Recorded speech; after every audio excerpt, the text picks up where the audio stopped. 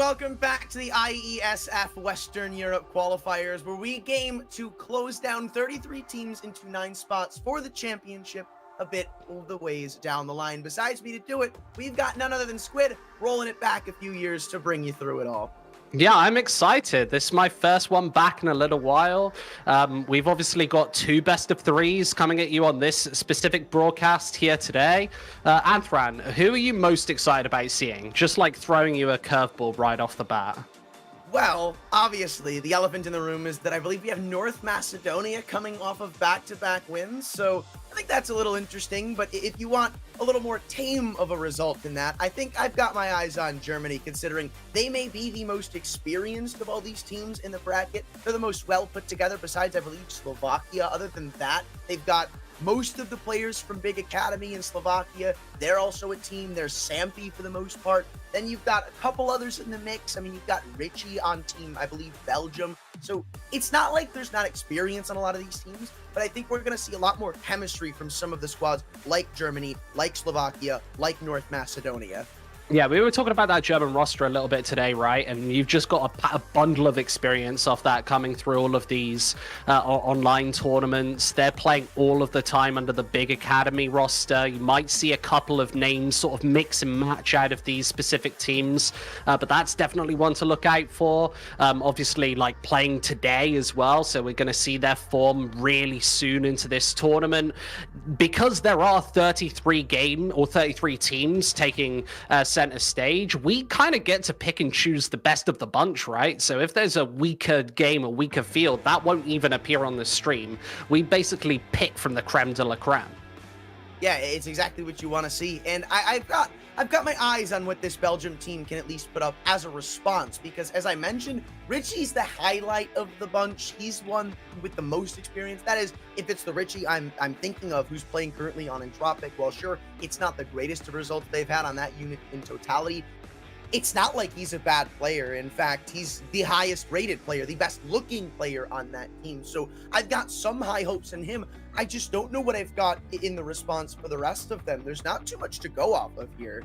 I feel like Krepau is definitely a name who kind of takes me back a couple of years, though. He's been a player like at the sort of pinnacle of the tier 2, tier 3 scene for multiple years.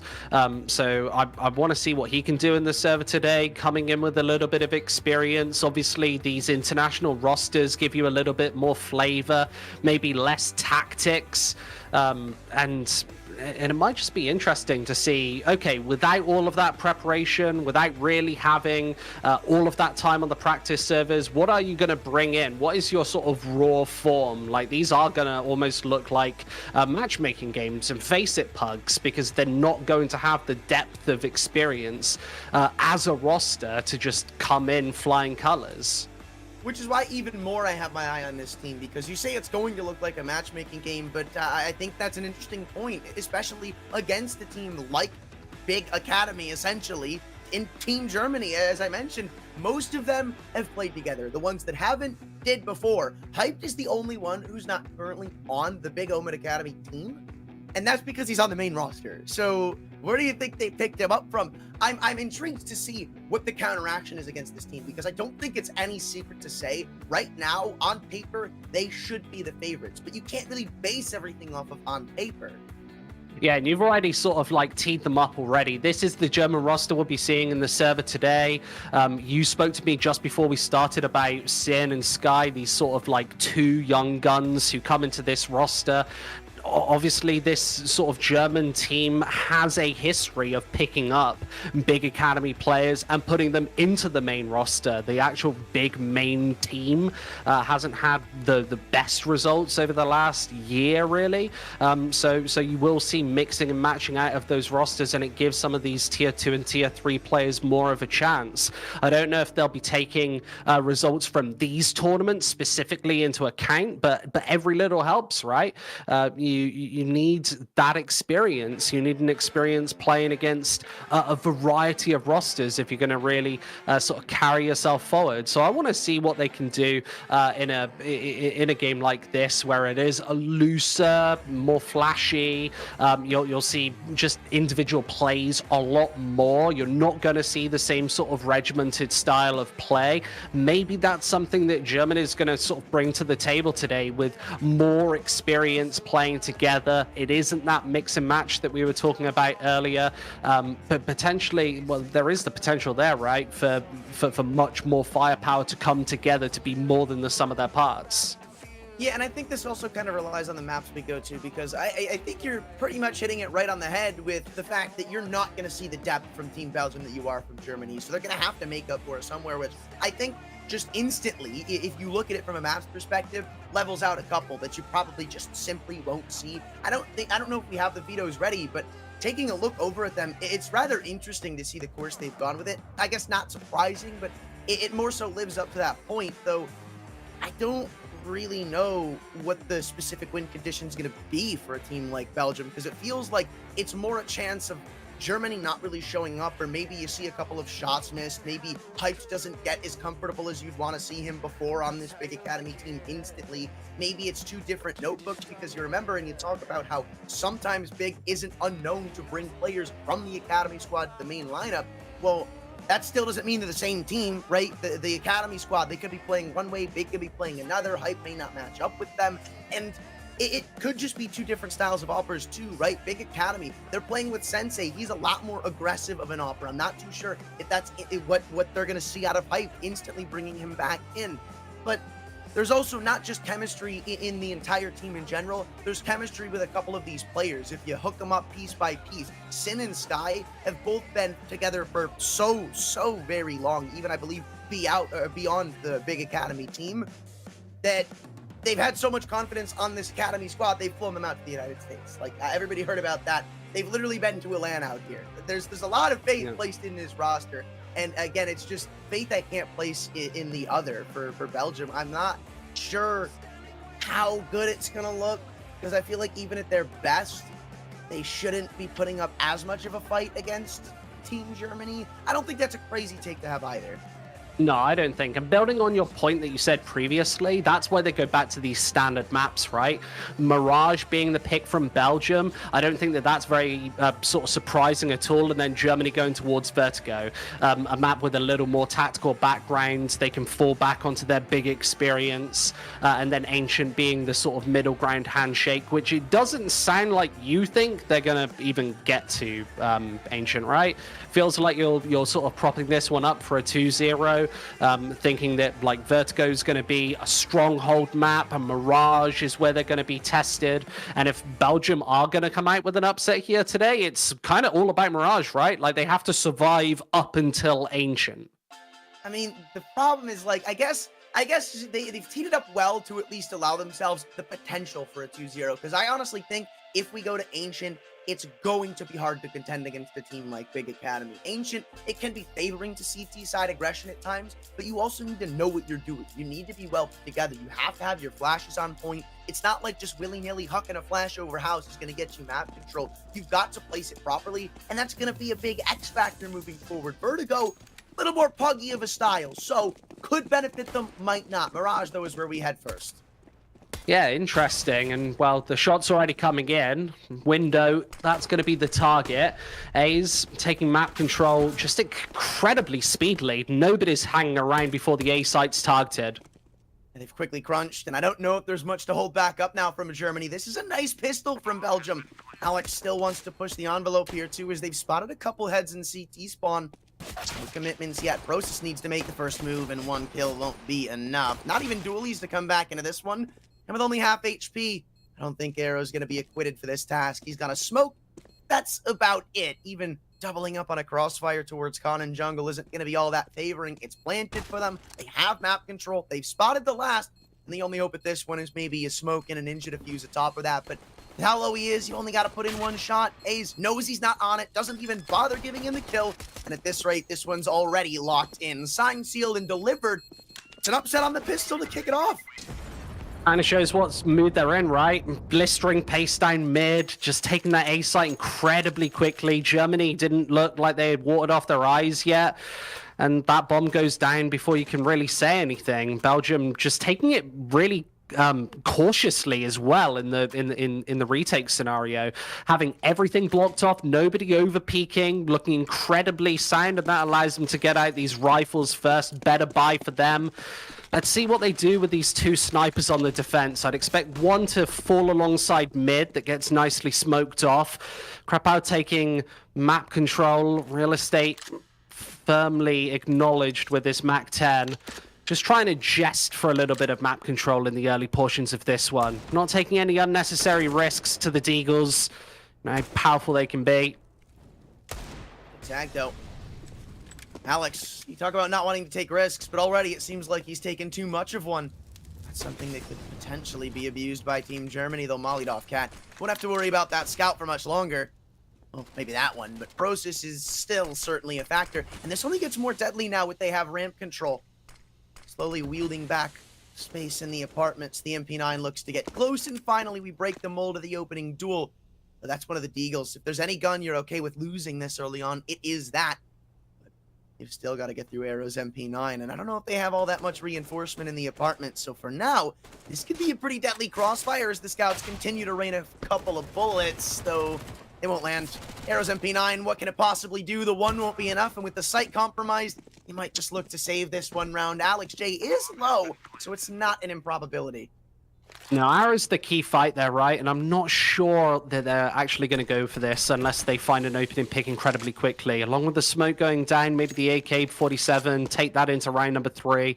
That's the safer option. Belgium going for a policy of mid-control. Just taking that map control, that gives you either side to fall back on, B being the approach. As soon as Arrow goes down, that's the key frag. Opens up the whole bomb site, get nice and close to that scout, and allow the bomb to go down pretty speedily. 2-0, good start. Not sure we were expecting this, but Belgium seem to have come into this one with a game plan. I like that they're heavily pressuring mid, carrying through as many weapons as possible into the next as well, not investing loads into trying to salvage back that AK-47, saying, okay, Germany, they're going to have a little bit of a buy anyway with a couple of Deagles here and there. One AK-47, let's find it, isolate it, kind of negate the impact that Sky can have. Loads of nades as well, Anthran. They've got basically every single option at their disposal, and I wouldn't be surprised if they take it back to mid once again, get window smoked off. I like that Sky's taking a risk with this one, right down into underpass. He's the point man to keep your eyes on, and he's gone undetected in the drop. Despite the Molotov, that kind of raises a couple of alarm bells for me. Maybe he did get spotted on the retreat, or maybe this is Belgium playing carefully. A nice smoke there for window, drops down, and he's going to be contained. This round should be in the bag already. Just a couple of Deagles to contend with, and Sinel's the next in line.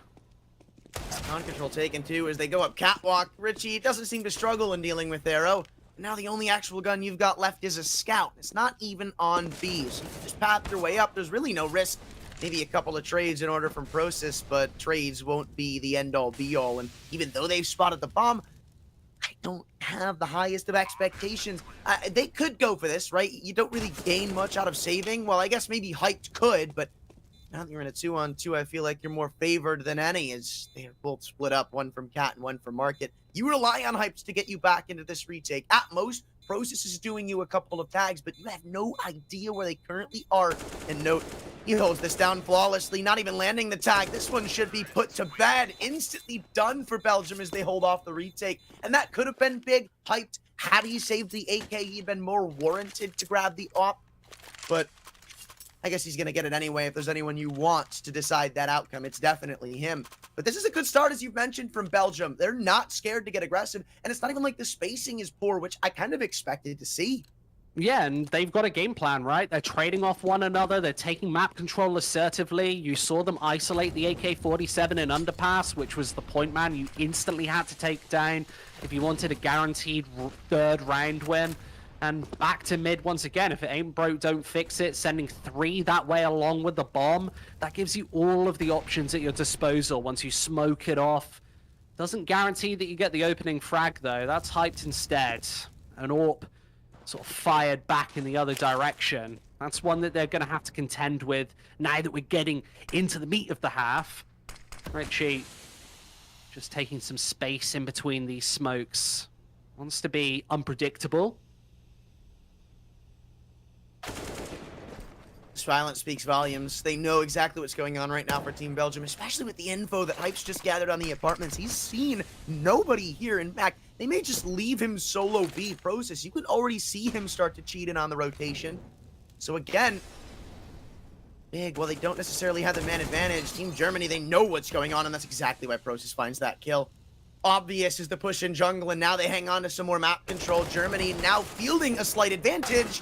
Need to lock in these kills, and even a low Process can do that one. A 1v3 required, and Notecast isn't even looking the right way. Germany, they had a hiccup at the start of this game, but it looks like they're ready to get back in action. Yeah, they know that they need to now contain mid, connector, short. They're playing crossfires actually between the bomb sites, and Belgium need to, instead of find easy pickings in the early portions of these rounds, break those apart. That's a lot harder to do, and they're starting to fall into roadblocks, run into them. That gives away AK-47s to the defense to wield in round 5 against not the most optimal buy. We see our first default as they pour into Sky. That's 2 quick kills. This guy is a banger anchor. You're not breaking through him like that. You need to have some more chemistry under your belt, and he's already gotten the hat trick. Even looking for a 4th, he's on for the ace. It's easy as you like. It almost looks like pistols, but that's a full rifle round shut down in the blink of an eye. A matter of a few moments, it's gone. A couple of deagles spread in between there, but impressive nonetheless. And that's what happens when you run into the Soul AK-47, right? It's there to mow you down, one-tap headshots. The smoke's there to sort of separate you and create awkward spacings in between Tetris. And it didn't feel like that Belgium roster really got off the tee, just stuck in their tracks, unable to take any real estate on the A bomb site. And now this is where Germany come into their own against pistols. Nades up towards the top of mid. Sinold, couple of pop shots off. That's damage done. Take that to the bank, along with even more awkward Glock fight. All right, well, it won't be getting them very far. I don't even think they could get their hands on the M4 before all was said and done. That's, I guess, a lucky response from Team Germany. Process is still isolated on Catwalk, but I love this. Confidence shows they want to take these fights. They're not happy with how this game started, and these last couple of rounds have started to show that. Already tied up, and that slight lead Belgium had that we mentioned, well, it's gone in the wind. They realize that they can't just give away mid control that easily, right? It's as simple as that. They know that that's how Belgium has taken the lion's share of those first 6 rounds, and now sort of responding back with something powerful. Keeping that economy ticking over, like 4 alive, means you're going to have to chain a couple of wins in a row together before you actually level this CT economy. It's difficult in modern CSGO to force those ecos, especially when you're not pulling together the opening frags. Richie drops first, and Process is there to try and combine. He gets shot between the eyes instead. It's very disjointed than what I initially expected. They wanted to fight mid again, but instead they've lost more than it's actually worth, and you can see what it's cost them into the later this round. They've got less than they probably wanted in utility, and hype is low. This op needs to contribute moving back in, and thankfully he'll ensure that Cat is closed down. Even moving back into the apartments is off the menu, as the bomb's been dropped right to the lap of the CTs. Notecast, couple maybe granted, as the op's been dropped in van, but now with the element of anonymity gone and no longer present, it's pretty much as easy as you like. Sin, not even jumping on the van, waiting for his teammates to take contact first. That's the trade you like to see, but it's still costly. Felt like they had a really good read there as well. Germany had 3 defenders out of the 4 remaining on the B bomb site before that final push came through. So maybe some sound cues granted. It's always nice when you've got a stack on the correct bomb site. Shows that they're reading Belgium quite well. They're adapting nicely. And now the rifles are coming out. It goes back to their bread and butter, right? They look comfortable on Mirage on this defense. It's not their map pick. They've got Vertigo coming up next. But again, pistols to contend with once more. They send them into apartments. Process should be ready to just chew them up here. He's got the scope to help him out as well. See how much damage this nade does. Doesn't bounce quite far enough. Not as much as I was expecting, but early information, and here they come. Og's first point of contact, and with it falling, the proceeds get harder for Arrow, getting overwhelmed by Tech-9s. It's perfect for what they're able to do. But Sin's held it down in the rotations here in the nick of time to ensure that things haven't gone too far in the wrong direction. But it doesn't mean they're done taking these aim duels. That's why Note pushes down Hype and puts it all up to Sky. Everyone has crumbled, and Sky needs to pick the pieces back up. He's closer than they may anticipate. Up catwalk, and the Deagle's taking contact. Ooh. Swing is late from Richie, and the trades aren't there. One thing that have been on point for Belgium, they crumble at the worst possible time. And another costly round for for Germany.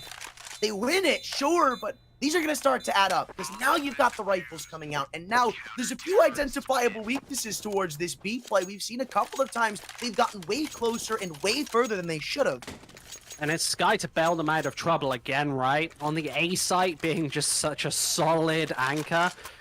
Coming in for the retake, able to do it as well with that AK-47. It feels like he's had it since round 1, basically. He's had it for the whole map, but finally relegated onto an M4A4. He's going to throw that other one away. 5-3 regardless. We see rifles again from Belgium. Always heartbreaking to lose those close rounds, Anthran.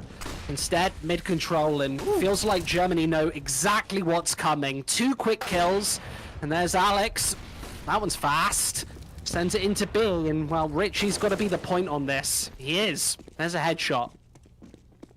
That was fast, but the response is furious as they come sprinting out into an open bomb site. Well, at least now an open one. Hyped and Sky have to contemplate whether they actually want to move back into this. They're motioning through the underpass, so, again, not impossible, but Alex J is going to be the first line of defense, and he's positioned himself in a way to not be spotted by them coming up and through.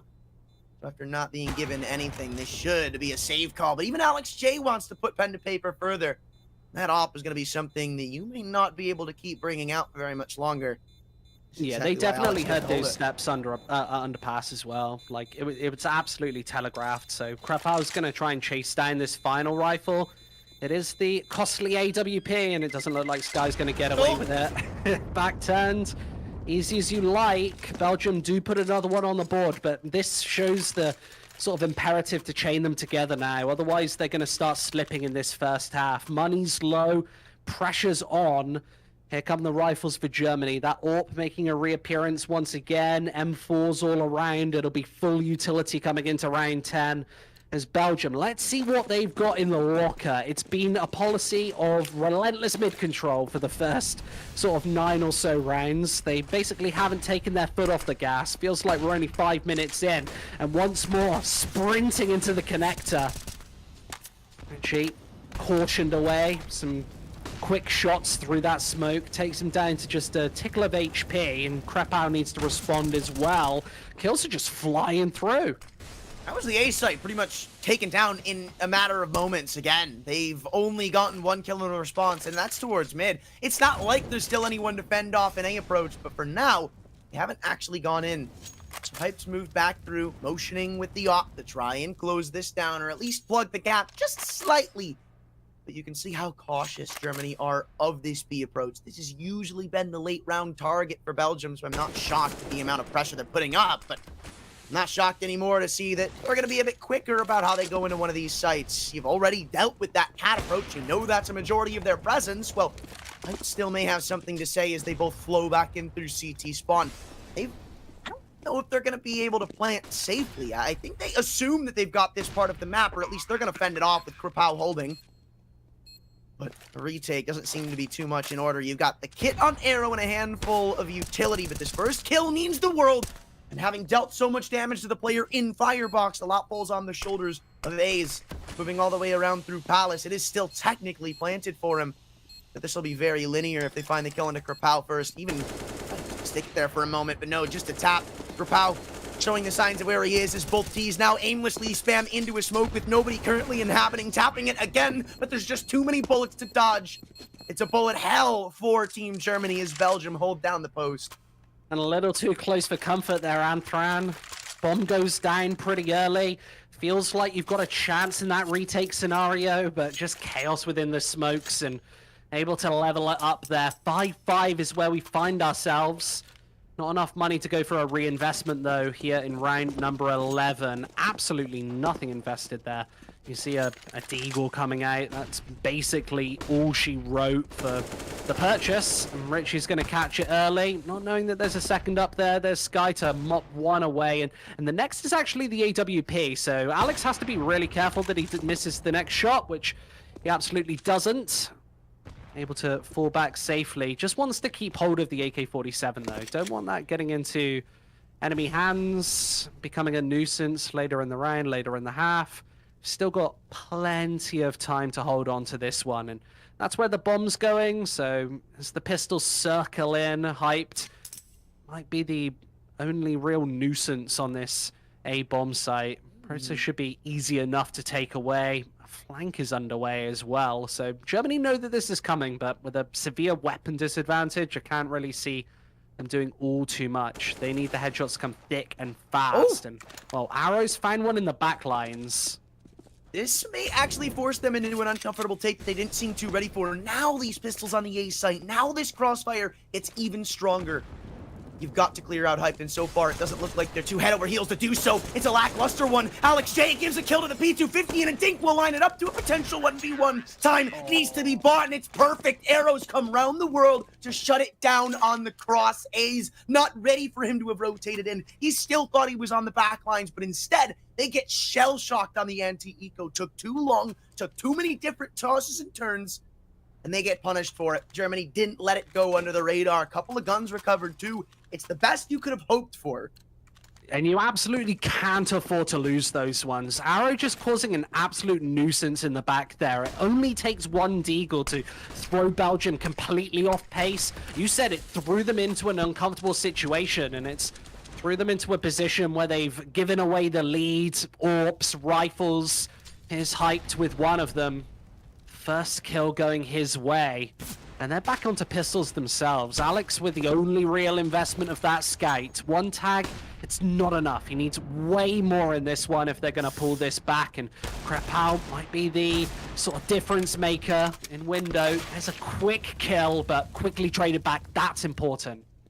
Alex J's going up catwalk, though. I mean, maybe he gets one out of this if he's lucky, but he's instantly going to get traded. On the other hand, Ace is looking to earn the rights to the AK that's been dropped on the balcony, and Hype, that's not an angle you commonly see from an AWP, and that's why now, with as vacant as the A site is, all they have to do is go and retrieve the bomb, but way easier said than done. Look at where it's at.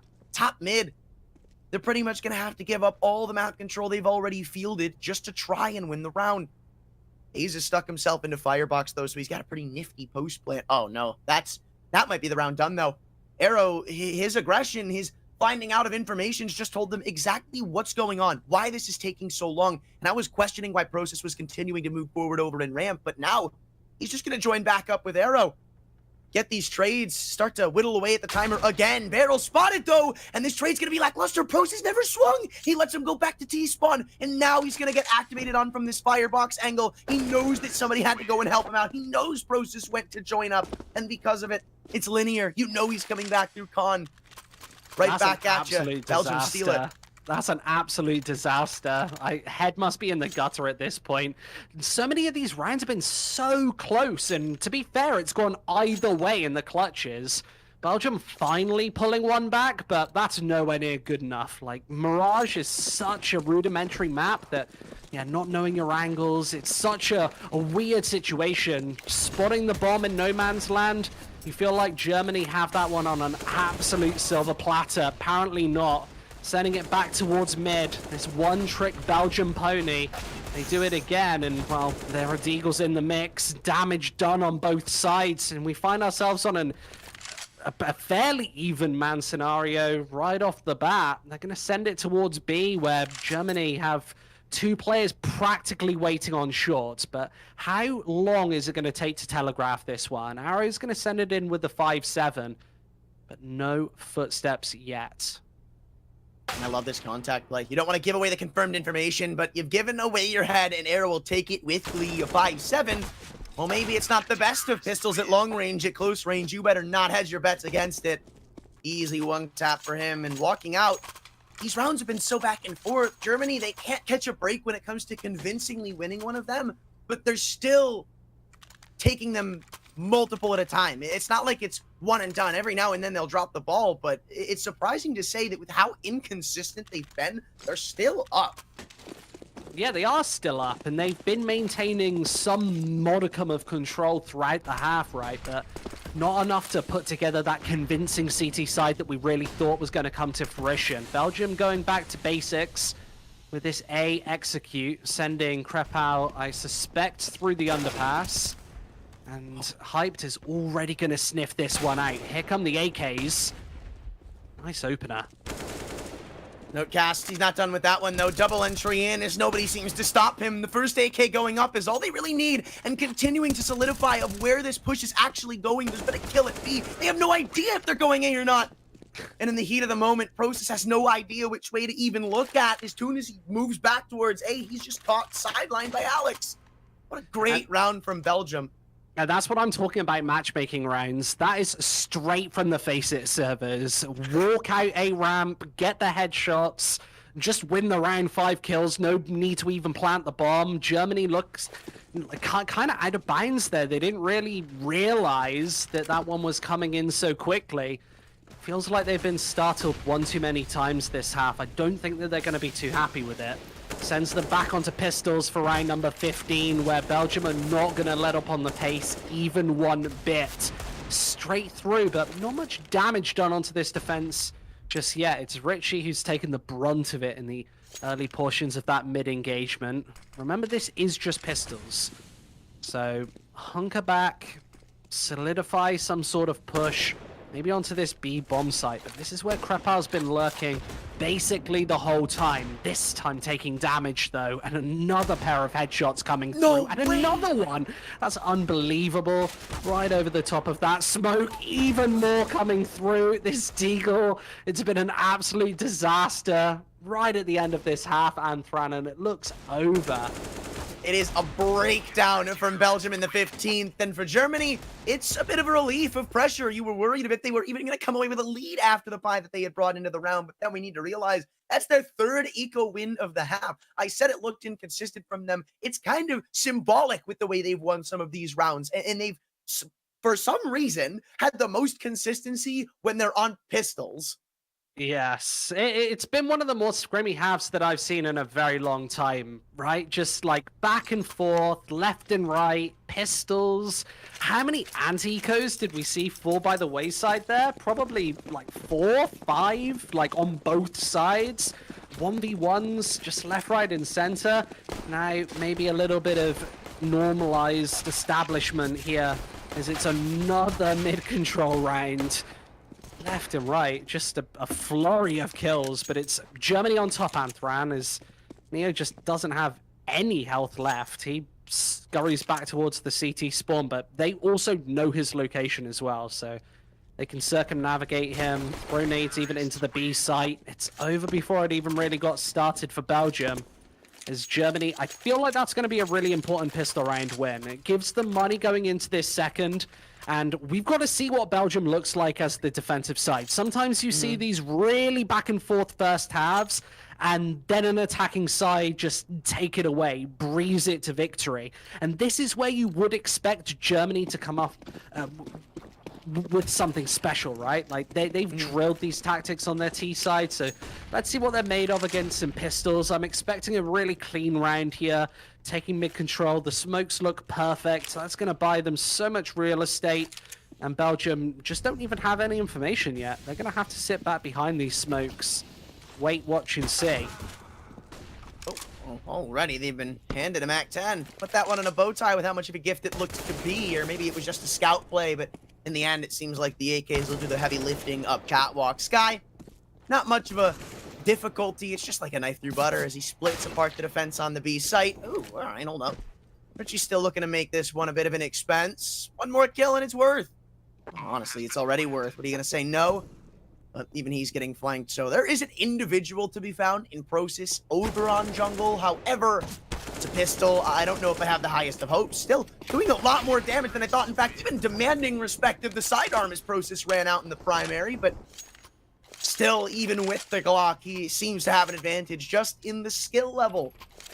Well, this is where things get interesting. It's when the rifles come out. No AWP for Team Belgium. That's the big pointer to underline round 18. AK-47s, Germany doesn't have that sniper presence either, so maybe a faster round once again. It's basically been mid-control from start to finish, so we'll see if Germany have anything else in their locker.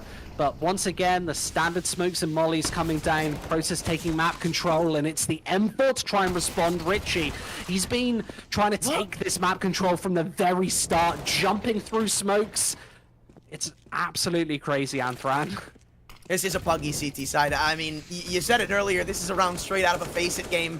There's been nothing too consistent this round. It's just been, as you said, jumping through smokes, flashing into mid, late round peaks out of absolutely nowhere, and it's left Sin starstruck, stuck on low HP at the top of mid. Everyone's isolated right now, so it's not like trades are going to be abundant for Team Belgium, but doesn't also mean that you can even get close to a bump.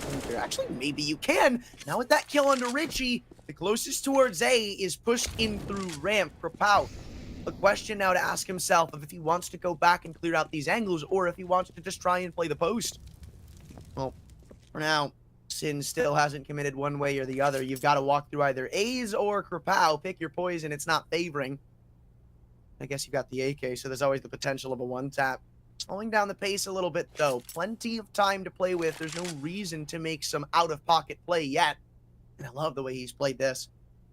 Sneaking through the murder hole, round through CT spawn, maybe still deciding whether he wants to go A or B, but if he plays his cards right, he could potentially snag this kill onto A's. But again, I said earlier, he's got a good amount of time. It's starting to run thin. 15 to run with, and there's so many niche angles to clear out on this B site. But Sin, there's no way you expect it to be open. This rate, gotta stick it though. He's going to get run down, but, no buts! And I think he's barely gonna be able to get this plant. That's a kill you can't be giving up if you're A's. Because even though Sin is slow, I mentioned earlier, the AK's always got that star factor, that one tap that you never expect, even with low health. The only thing Krapow has going for him is the question of where he is actually going, though, spotting a leg inside of the smoke. Sin's outplayed himself. It was good to get to this point, but in the end, it's still Belgium locking it down. Maybe a bit sweatier than it should have been, but a CT conversion no less. Yeah, that's a heart stopper there. In the 1 versus 3, remember he didn't have any HP to even start that one. Headshot after headshot, actually getting a bomb plant out of it. They'll take that one and absolutely run with it. Leaves us in a 10-8 scenario where Belgium, they don't really have a lot of money, Anthran. It's going to be SMGs coming out, a couple of pistols here and there. We'll see that AK-47 on the floor to bolster up the buy, and Germany is going to respond right back with a sniper. The first time we've seen it in this second half. Hyped sending that one towards the B bomb site.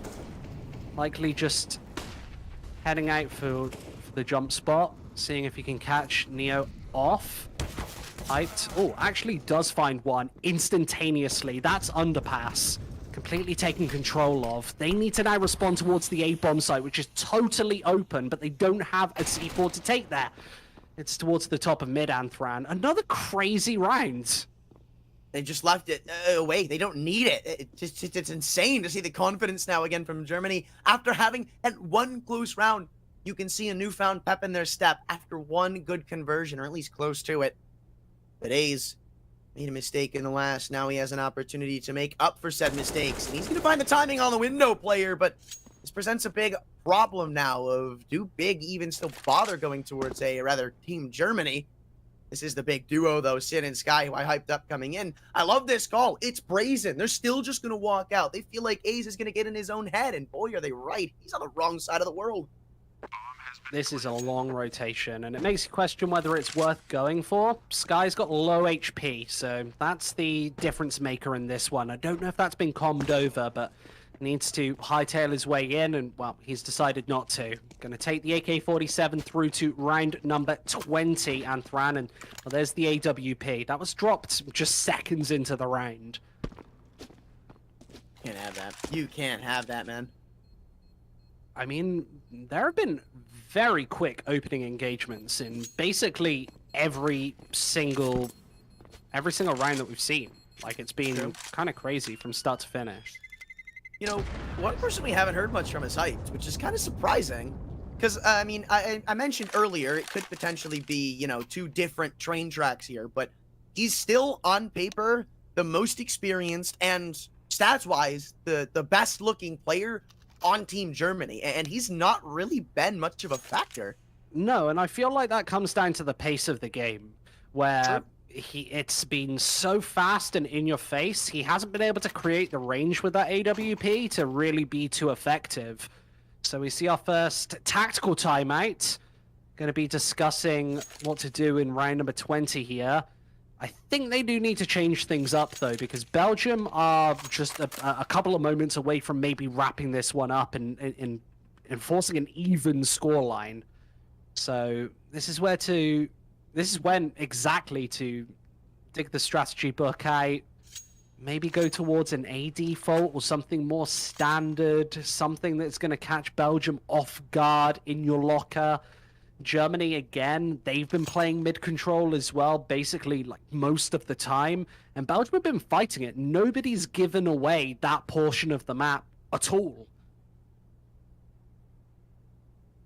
I mean, to be fair, most of these maps, or at least most of the spots have been tested. We saw, even though at their T side, Belgium, they had a heavy mid presence. They wouldn't shy away from going at least towards the end, maybe quick B pops, quick A approaches, but it was at one point worrying. Germany, it kind of felt uncomfortable sometimes, where you'd watch Belgium go into B, and there'd be maybe one kill, maybe at most two, but a crossfire would just be dismantled in a matter of seconds, and that can't really happen, because you think of what your B defense is supposed to put up. It's not necessarily kills, it's time, because sometimes those rotations are going to be so far away that if you don't buy time, if you don't get a kill in then maybe 10 more seconds, you're just not going to retake. Well, we talked about the importance of this map for Belgium earlier. We said that they had to win it. So this is the time to start clawing something back with just a couple of pistols bolstered around Alex's AWP. Process already burrowing himself behind that smoke inside the connector. It doesn't look like A's is too aware. Richie just holding in the back lines as well, and well, this is where things start to get uncomfortable for that M4 tucked away in Sandwich. It's backed off to the bomb site to take another one against Process. Germany, how are they going to respond? They're stuck in the mud. Once looking like butterflies, their wings have now been clipped, and even them being clipped by every single member. A's, he's got a highlight reel in this round. Moves around the entire A site, maneuvering and manufacturing kill after kill. It's flawless from him. They came into this round with two guns. You only needed one of them. It's A's. He's stepped up big in this half. Yeah, and we've not really said his name too much, especially this half where he's been a little quieter. So nice to see that A anchor getting back on the board. Something more standard here potentially, as mid control will be taken once again from this duo of Sin and the AWP from Sky. Well, it's a scout this time. They don't have the money to invest into the full sniper rifle. Sending the pistols through underpass as well. It's the Tech 9 to try and create some space into the connector. And Sky has already spotted one. Now it could be in some trouble up upon the stairs, and you know that that sniper is going to be trained exactly on his position. Despite it being a scout, it can still do tons and tons of damage. I think he slipped the vision, though. Saw for a moment there he was a bit jiggy with the movement that he got to use to get back into window. So note, he'll get away unscathed. And it kind of feels like Belgium know about their presence in Palace. They know that they're going to go for a con split, or maybe not. Maybe spoke too soon. Process on the Tech 9 gets up close and personal, asks a few questions that he didn't seem to be ready for. But again, the response is great. Sky continuing to layer in tags, though. What is going on? They've just broken this A site open. There were 3 here to defend, and no one shows up big time. Still, A's is alive and kicking, and back through CT he goes. We've seen what he's been capable of this half, so there's no reason to discount him yet, especially with the timer as low as it is. Belgium, they don't even have to flinch yet. Germany haven't gone into this site. They're waiting, maybe trying to play with the rotations a little bit more, but Belgium aren't buying it. And instead, they're just going to batten down the hatches for a potential CT swing. A lot of utility, and A's is just going to swing in for the fences. Everyone lines up for him. Again, a hat trick. This guy is so good right now. Every single round they've gotten is accredited to him. That's unbelievable. Germany making huge mistakes there. They know that Krepow is a million miles away from the bomb site. He, once they've got the C4 actually on the A site, is still in the B apartments, wrapping all the way back. They know at best it's a 1 versus 3. That doesn't stop Hayes. Before Krepow even gets onto the bomb site, it's all said and done. 11 to 10. That puts them back onto pistols once again. That doesn't seem to have stopped them, though, so far, Anthran. They've got Deagles. That's basically been enough in most of these rounds. Seems to be the low-buying team that's won almost every single one of these engagements. Let's see if they can take some heads once again. That AWP isolated upon middle. Alex mixing it up this time. Not knowing that Process is sneaking his way through the underpass. Again, it's mid-control, sending the bomb round to B, allowing them to have a little bit of versatility in the late round, but still some footsteps, hoping to bait somebody over, and they have. That's the AWP carried through, and Sin plucks one out of the sky. That was a jump shot against Note. I mean, it quite literally can't get more unfortunate than that for Note. He's kind of just got to wipe that one up and say, all right, go next. At least for him. Teammates can still pull this back as Richie's just done. Denied them of their flank over in CT spawn, which kind of felt like it was a lifeline for them in this round. You saw how slow they were in accordance to this, but dude, how are they finding all these kills? Again, another kill from the sky, but Richie, he's a hero who doesn't wear a cape. It's a 2-on-2 with the bomb dropped in con, and this presents so much extra time for them to move back in, but walking into the murder hole, Sky shows why it's named that. Alex J, the recovered off, and he'll have to recover a 1v2.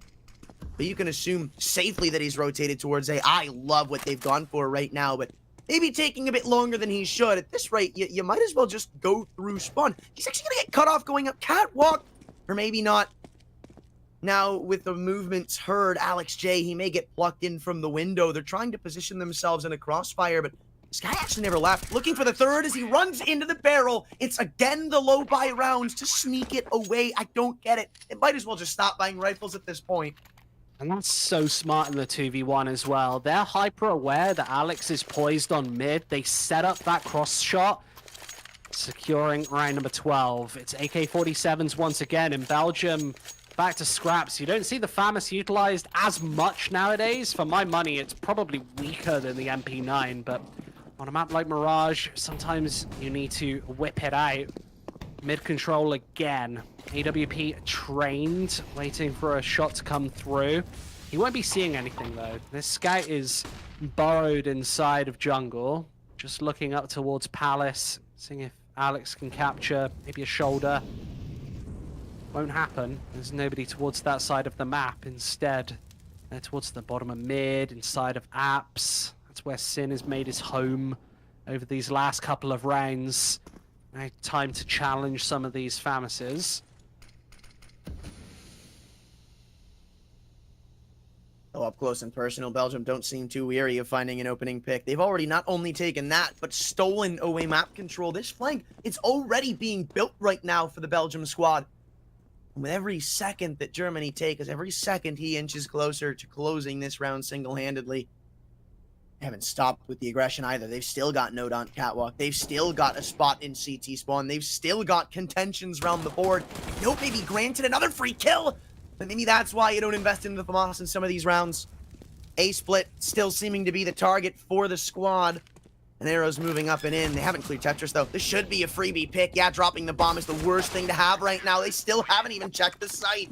So many different places to look, and while, yeah, trades may not be great depending on where you look at them from, they won't need trades if they just win their aim duels outright. This is going to be a close map. Nobody getting an economic advantage in any of these, like, throughout the entire half. The only time we saw anybody have any real money on them at all, it was Germany in the previous half. They had chained together 4 or 5 rounds, and that's basically been the longest streak that we've seen throughout this entire map. Back to Old Faithful, it's this mid-control with the Tech 9s, and Richie is ready for it. Quick headshot. These Tech 9s need to do something, but they're getting mowed down by Notes. Sensational damage done there, and another crossfire awaits them. Ready for this AWP to try and chip in as well.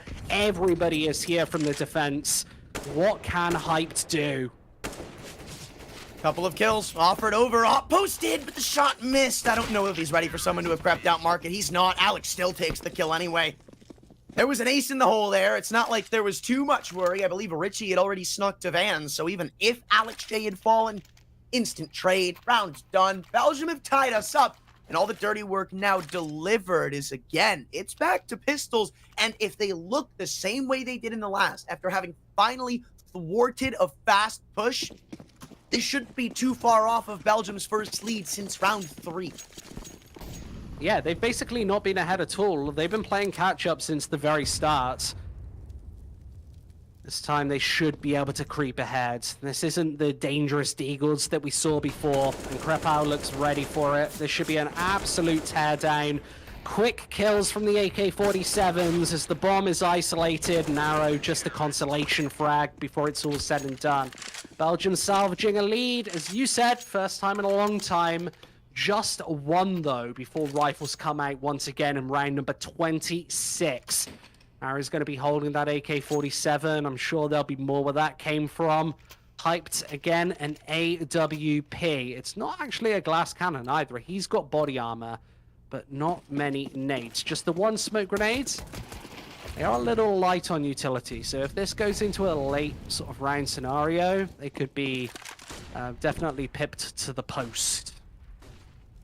Makes it all more important that he gets a first opening frag over this smoke. Don't think they're going to give him one, though. Doesn't look like they're pressuring for mid control, connect control instead. Fall back on those bomb sites. Wait for the fight to come to you. That seems to be the name of the game. Krepau is already through Palace. This round is already on a timer, and this is another part of playing with this slow pace in some of these beginning rounds. You haven't demanded any respect to stop them from pushing, and every single time they've done it, it's worked out wonders. Note, just looking to hang on to the apartments at this rate. Stop them with utility. Throw smokes into the apartments. Molly's down to deny a cap push, and your round should be concluded. Arrow waiting for the smoke to fade. Hasn't fully cleared out. Note, and it's a man advantage this early on. They haven't taken space that far into the site just yet, too. And trades are expensive. They're costly. Richie is still finding kills. And finally, while traded, this flank is activated. And Sin has the bomb. Alex moving in. Wait, no, he's detected it. I'm shocked that he comes away with that knowledge. And now Alex gets to move even closer. They aren't even going for the plant. They're going for the kill. They want to lock down this round now. And pushing too far in will lead to the demise of Alex. Tied right back up. Germany are not ready to let this map slip. It felt like Belgium had everything there. They had all of the information from Krepau pushing Palace. They knew that it was going to be a B execute. They just didn't have enough bodies on the bomb site early enough.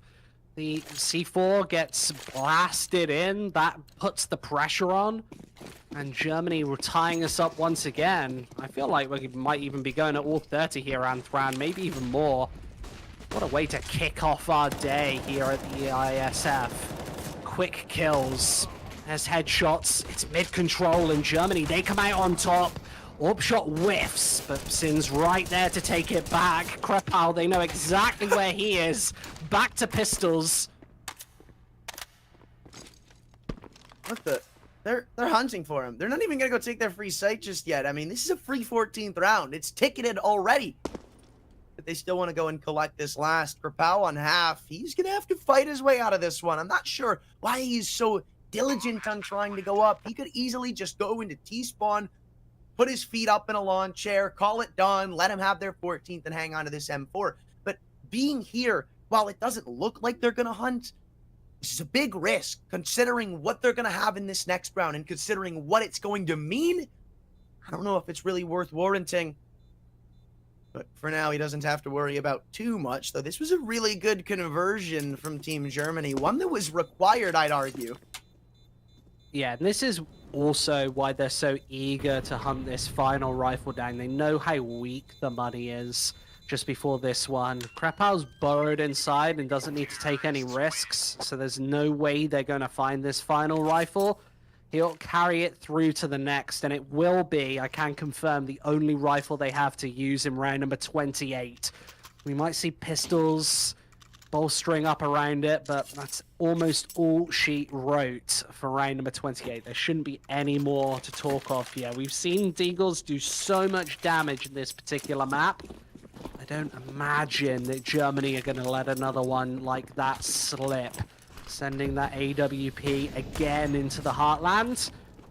Quick shots. Got to be very cautious of this one, and Sin's able to mop it up early. Quick headshots before a quick B. Oh no! Execute, knives out.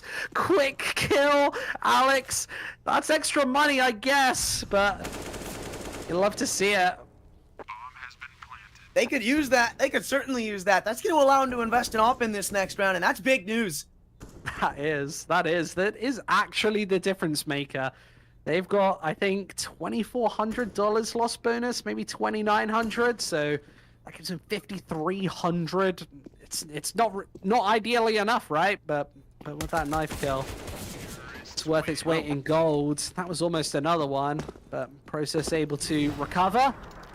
Means map point for Germany, though. That was basically a guarantee just off the back of Belgium having absolutely nothing to talk of. Alex and AWP, some change, just enough for that smoke grenade. And, well, are we going to see something quicker to try and finish this one off from Germany? That's what I'm wondering coming into round number 29. AWP again from Hyped. This is going to be an A-site execute. They've got 3 defenders ready and waiting right there. This combination of Richie and Krapal sending it into Palace straight away, and they can confirm back that information early. Sky radioing that one in incredibly promptly as the nades flying through on both sides. 2 kills before the push.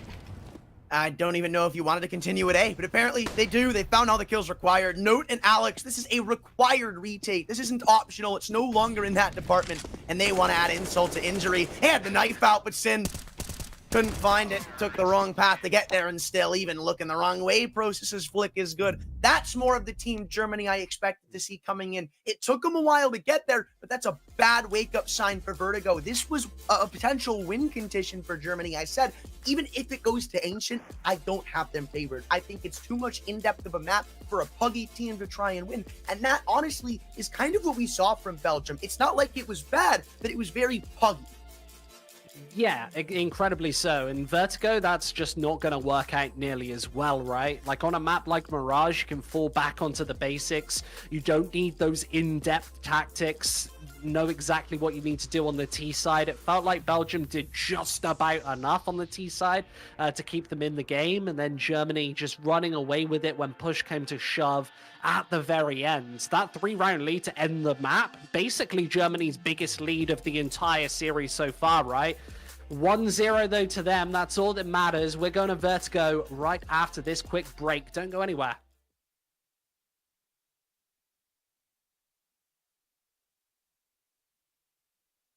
Ne unește un singur scop. Visul nostru. Pas cu pas, mai aproape de victorie. Cel care știe că visele unor oameni din peste 100 de țări nu au fost fără rost. Alătură-te lor între 24 august și 3 septembrie, când Iașul devine capitală mondială de Esports.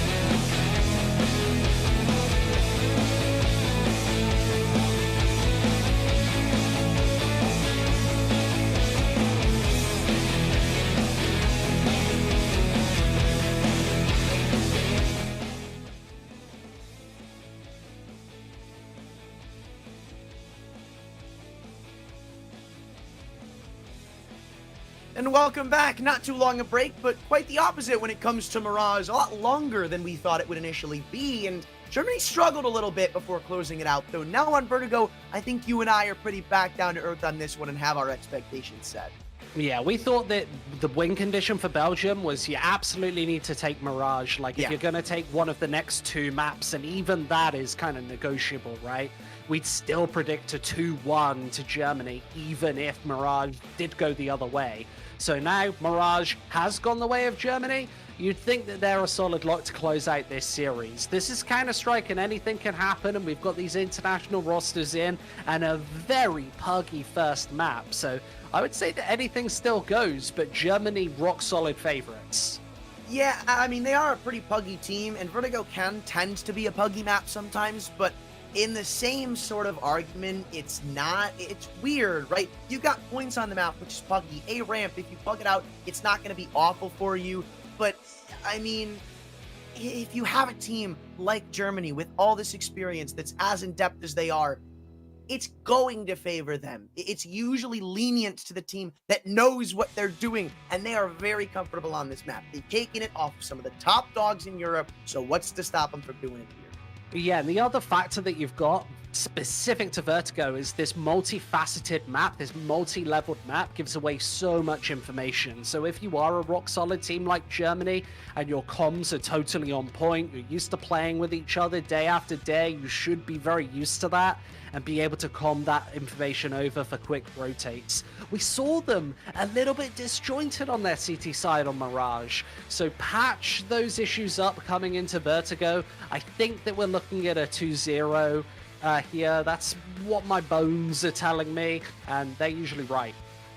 Yeah, now, one issue that kind of sticks with me a little bit and has me slightly worried was thinking about the amount of times we saw Belgium get away with pushes. There were a couple of rounds where you and I both agreed, I mean, they just, Krapal would walk through Palace, walk through ramp, have a round-winning flank, and then it'd just be a fumble on the other side of the map that could have led to them taking the round and maybe even eco-breaking, maybe getting a multiple rounds in a row.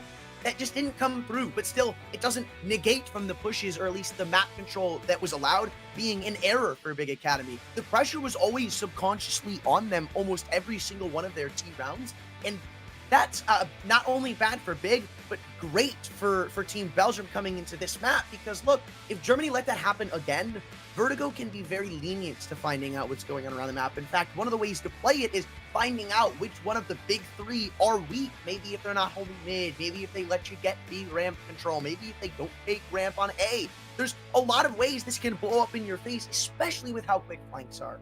And it felt like Belgium were going towards mid control again and again and again on Mirage. So I want to see if they've got one of these tinker tactics to throw into place. Maybe they'll be throwing A pushes in consistently, or maybe it'll be something different. They'll be starting on the CT side here. I can confirm that, as Germany take their approach towards A, along with the C4 to try and challenge Note. He's got the USPS ready and waiting, a crossfire waiting for them as Process takes the first. Here they come. Now you just accelerate, nothing really stopping you, maybe a handful of CTs, but you're going to outnumber them tenfold. As soon as these smokes actually get down and come blooming in, there's nothing that's going to help them come back through into the site. Note tries to take an open and honest-to-God aim duel, but one that he won't win. They get annihilated on the crossing to the A-bomb site, and nothing is left to be said back. Not even Alex. Not a pity prize in CT spawn. It's a flawless start from Germany. Quick rotates there as well. That's worrying for Belgium to lose all of the gunfights that convincingly. Pistols can be a little bit random, but Germany take it all the same. 1-0. They'll be getting the rifles in their hands first. Along with this one MAC-10 in Sin's hands, trying to bolster up some cash going into the lion's share of this half against the USPS to send him in first and watch it rain. They haven't been too quick to go for these force buys, I feel. I don't think they did in the first game either. I don't recall it. No, just a smattering of deagles, right? Just here and there. Not too much pressure. That's a Noah tower. We don't often see those, Anthran, but Process is going to walk right into it, getting the surprise of his life. And that activates the pistols all the way down ramp. They should get chewed away by the AK-47. Hyped is the next to fall, though. As Note, can he do any more bonus damage in this one? every single rifle taken out of the hands of this T side is going to limit the cash, remember? And they've already found 3. Could get competitive. This is not impossible, especially if you clear this angle, but looks like he may have He's lagged fallen out. asleep. That's unfortunate. That's the worst way to lose that. That was so winnable, too. It's the bolt split up. It's a 1v2. There's one in spawn, and the other is in, I believe, on ramp getting the bomb. That could have been big. Someone wake him up. Tell him there's a game to play. He fell asleep. Grandpa, come wall, on. That wall did look comfy, though. Maybe the observer could go back to the wall and show us really just how comfy it is. Metal. No, everybody loves sleeping in the elevator, especially in New York, where you're from. I'm not It's like from... their favorite thing to do. It's like it's the Wild West out here, man. I'm not in the city. It's not like there's big skyscrapers. We've got saloons and then people with cowboy hats and pistols. Like, well, this is not New York City. Is that true? I've been to some of those, like, authentic cowboy places. I went to one in Austin, Texas, where I could tell we were not welcome as 2 British guys. They knew the faces of every single customer. We weren't them.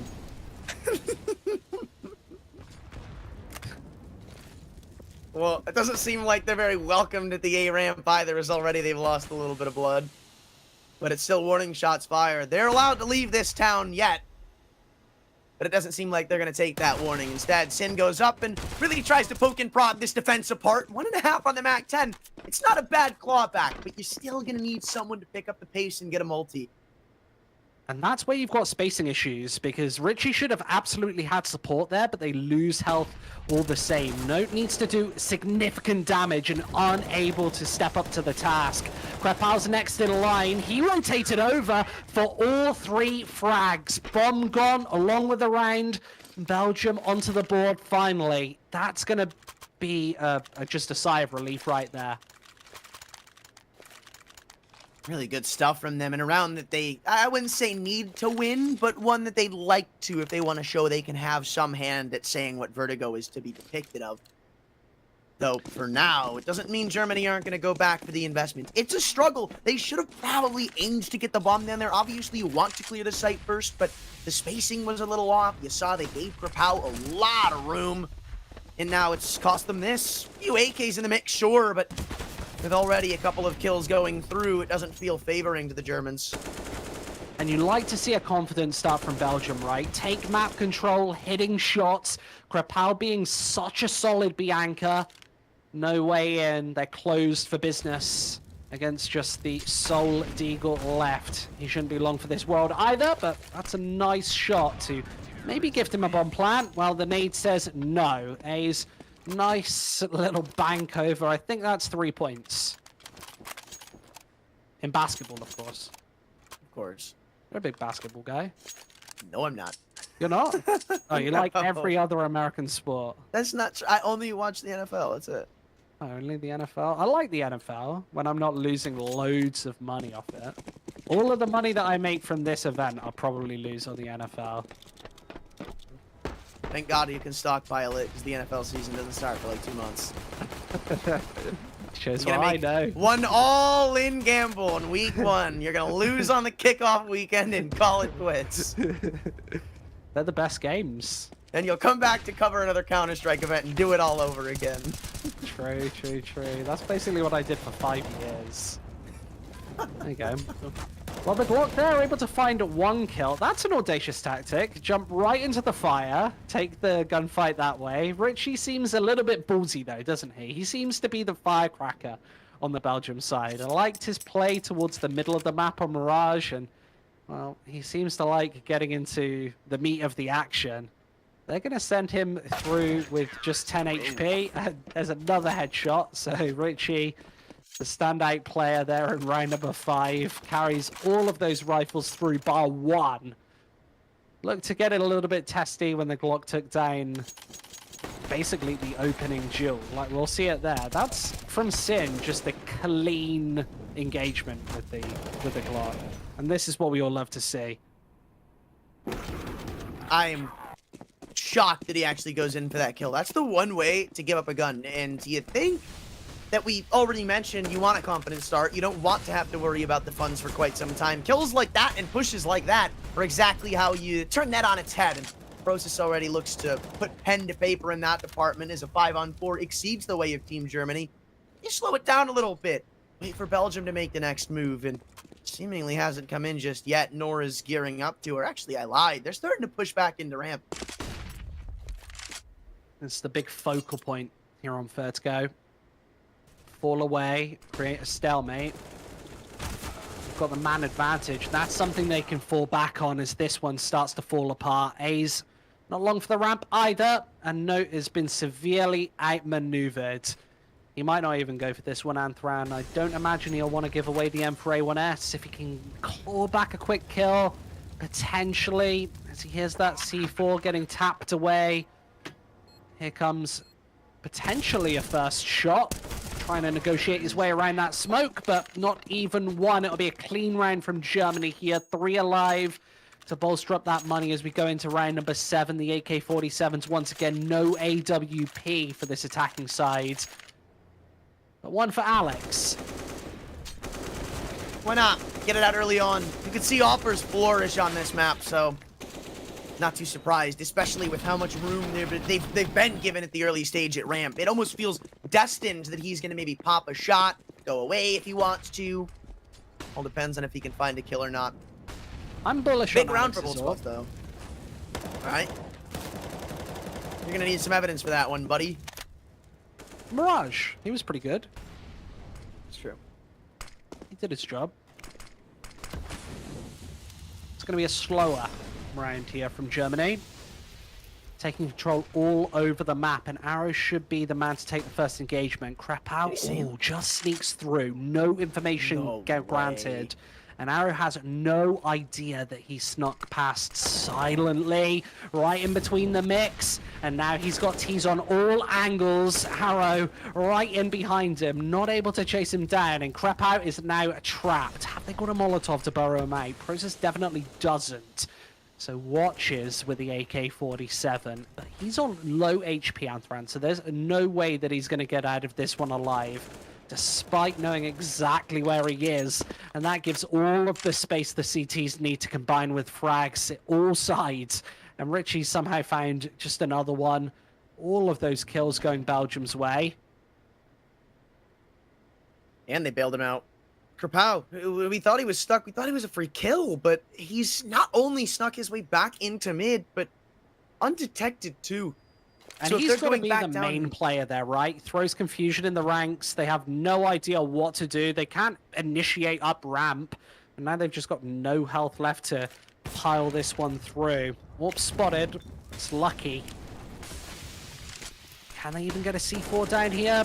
I would say probably not with the smokes in place. They can. They're going side. No, what the? I don't think they made up their mind in time. It wasn't time, yeah. I didn't even notice that. I was going to say, they did it perfectly in that 2-on-4. The whole game plan was just, let me try to pull as many rotations as humanly possible. Then you look again, everyone is there for Belgium. Had Process actually just run in, I don't think he would have been hurt. I believe he would have been out of earshot, and then it's a free plant. Obviously, I think the round is still off the cards, but it could have helped you mountains here, because Arrow, he's on a deagle, so is Sin. There's AKs beyond that, but there's weakness on this side. It's definitely weakness. And again, the policy is to try and contain ramp. Try and trade those frags against the AWP and M4 combination, as Richie is still gone undetected right up top. And he's now snuck in behind both players. As those smokes dissipate, he's going to be in the kingpin position, and he knows exactly what's going down now. Hyped has been outmaneuvered. He's got players on both sides of him, and Richie, instead of just sticking around, sneaks away. I love that from him. There's a gun to pick up for Arrow, so, I mean, I guess there's a way you can try to sneak a plant in out of this, but you need kills. That's a guarantee. There's still an op posted in spawn, and then you've got to deal with Richie. This one, it may be a little easier. Headshot angle isn't the worst of angles to clear out, and especially if you launch India, but Alex is still the main point of concern, the focal point, if you will, though, missing a shot. Maybe now there's a chance for not only the bomb plant, but a round win, because he's low. Note is half, it's a 2v2, and they've got a post. Eventually, you're going to start to deduce that someone's flanking too, so it's not like he's going to sneak under the radar. It's a common play. Flash in, and Alex isn't hiding the fact that he's already come up. Even caught reloading, goes both ways. Hype balls, Arrow has all the info to play with, tries to force down the 1v1 under the offer, sneaks around, spins two, and Arrow flicking 180 degrees, cleans up both kills. It's not flawless, but it's a finish that Germany will take. How many 1v1s and 2v1s have we seen in this series? Quick kills there. That spin around second shot is just absolutely beautiful. I'm sure that we'll see a replay of that one at some point. Gives Germany 4 rounds on this T side. I've got a feeling, though, Anthran, that they're going to need a lot more before this half concludes. Hype torp out for the first time this half. He's going to send that one towards T ramp. Quick nade up, and it's heel post just behind these boxes. No one's here. This is fairly tame from Belgium. An approach we haven't really seen on this map just yet, and could actually catch Germany off guard. They're weary of this aggression. They're holding for the pushes. That's what they came into this round playing with the idea of. But now it's just killing time and utility. Belgium have been taking a lot of map control towards this A-ramp area since the very start, so going for a much more tame approach here is probably going to ring the alarm bells for Team Germany. They're going to send Process up to try and scavenge some information, give them something to work off, because right now they have no idea what the setup looks like. Also someone close on the headshot. Process doesn't know about this. He's about to walk straight into a crossfire, but this is really good information for Germany to have. Knowing that there's 2 here, and especially with how far up Sky is on B, they're going to start to infer that this is a stack on the other side of the map. Continuing to sell in a couple of kills. The Deagles even reign supreme, but through the smoke, Krapau's got one, though the trade is better back. And Sky's going to sweep them up, moving back in from Generator Germany. It's their most convincing round yet. And it's one of those rounds that give you a lot of confidence for Team Germany, right? They slow things down, they get the information, they forfeit 1 player inside. I think this is the headshot with that Deagle towards mid once again, which is just such an important frag, creates so much confusion. And despite Belgium just trying to pile bodies upon the B bomb site, there's just a crossfire of AK-47s to contain them. Arrow this time should be able to do some sensational damage with these AK-47s. That's a quick one. Gonna feel good. Germany don't lose a single player there. Going into round number 11, they'll carry all of the AK-47s through, and it's looking more and more convincing the further across we go. Even Vertigo is one of these maps where the pistols can be such a nuisance, but Belgium haven't found any tactics to just throw them into place. That keeps them at range, mid just not contained, there's no gaps in this attack. I love this. They're speeding it up again. Hyped. What a pick out mid. Finally getting activated with that off. It's one of the first times we've seen it. And already in this big rifle round for Belgium, they're down in a 3-on-5. And you can see Germany continues to turn up the heat. They're continuing their crawl in mid. They want to go for a B split if it'll be allowed. And with the bullets still raining in at ramp, I believe they've not only heard an A1S, but an A4. You know that B has to be weak. And with the amount of space you have in mid, there's no really reason to dilly-dally. You can just overpower your way into the B site. What's one man gonna do? Not all too much. Gonna fall back into more defensive lines, and that gives Sky all the space he needs to take this B bomb site. Radio in for the C4 and call this a lock. Neo, he's gonna go down next towards the middle of the map, and well, this is a very isolated defense. Richie is totally just lost at sea. He's going to have to fall back, and he's even been spotted. No way to keep this M4 alive, even against just the smattering of SMGs. Well, there's another one. Ace was expecting to take a duel against a MAC-10, but apparently not. Germany taking one of their most convincing leads of this series, and this is what we were saying was the big issue for Belgium. You have to take Mirage, otherwise Vertigo's going to be a bloodbath, and looks like we're pretty good analysts, because that's exactly what's happening on map number 2. It's going to be pistols once again. in round 12. The Eagles haven't been nearly as decisive here on Vertigo. They need a change of pace, and I just cannot see that happening. Germany has been just very decisive in these anti-ecos. They've held these back passive positions. Arrow, we saw quad kill last time, mopping away those pistols. And once again, just taking a very defensive line and allowing Process to do the real heavy lifting onto this A bomb site. Oh, Krepow takes his noggin off. It is time for the Deagles to step up a little bit, but as soon as we say that, it's just one kill. How much can they really accomplish with only one last man remaining at the A site? Well, give Ace a chance, and it's one that you will regret. So they make sure they lock him down before all ends are started to be met. Bomb's gone down, though, so without a kit, without a lot of utility, you're at this point probably just hoping to find some exits, if they're even granted.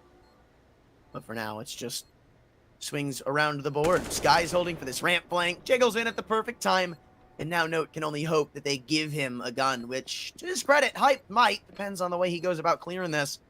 And it's a pistols duel. This isn't impossible, but alright, well, maybe it is with Hype looking like that.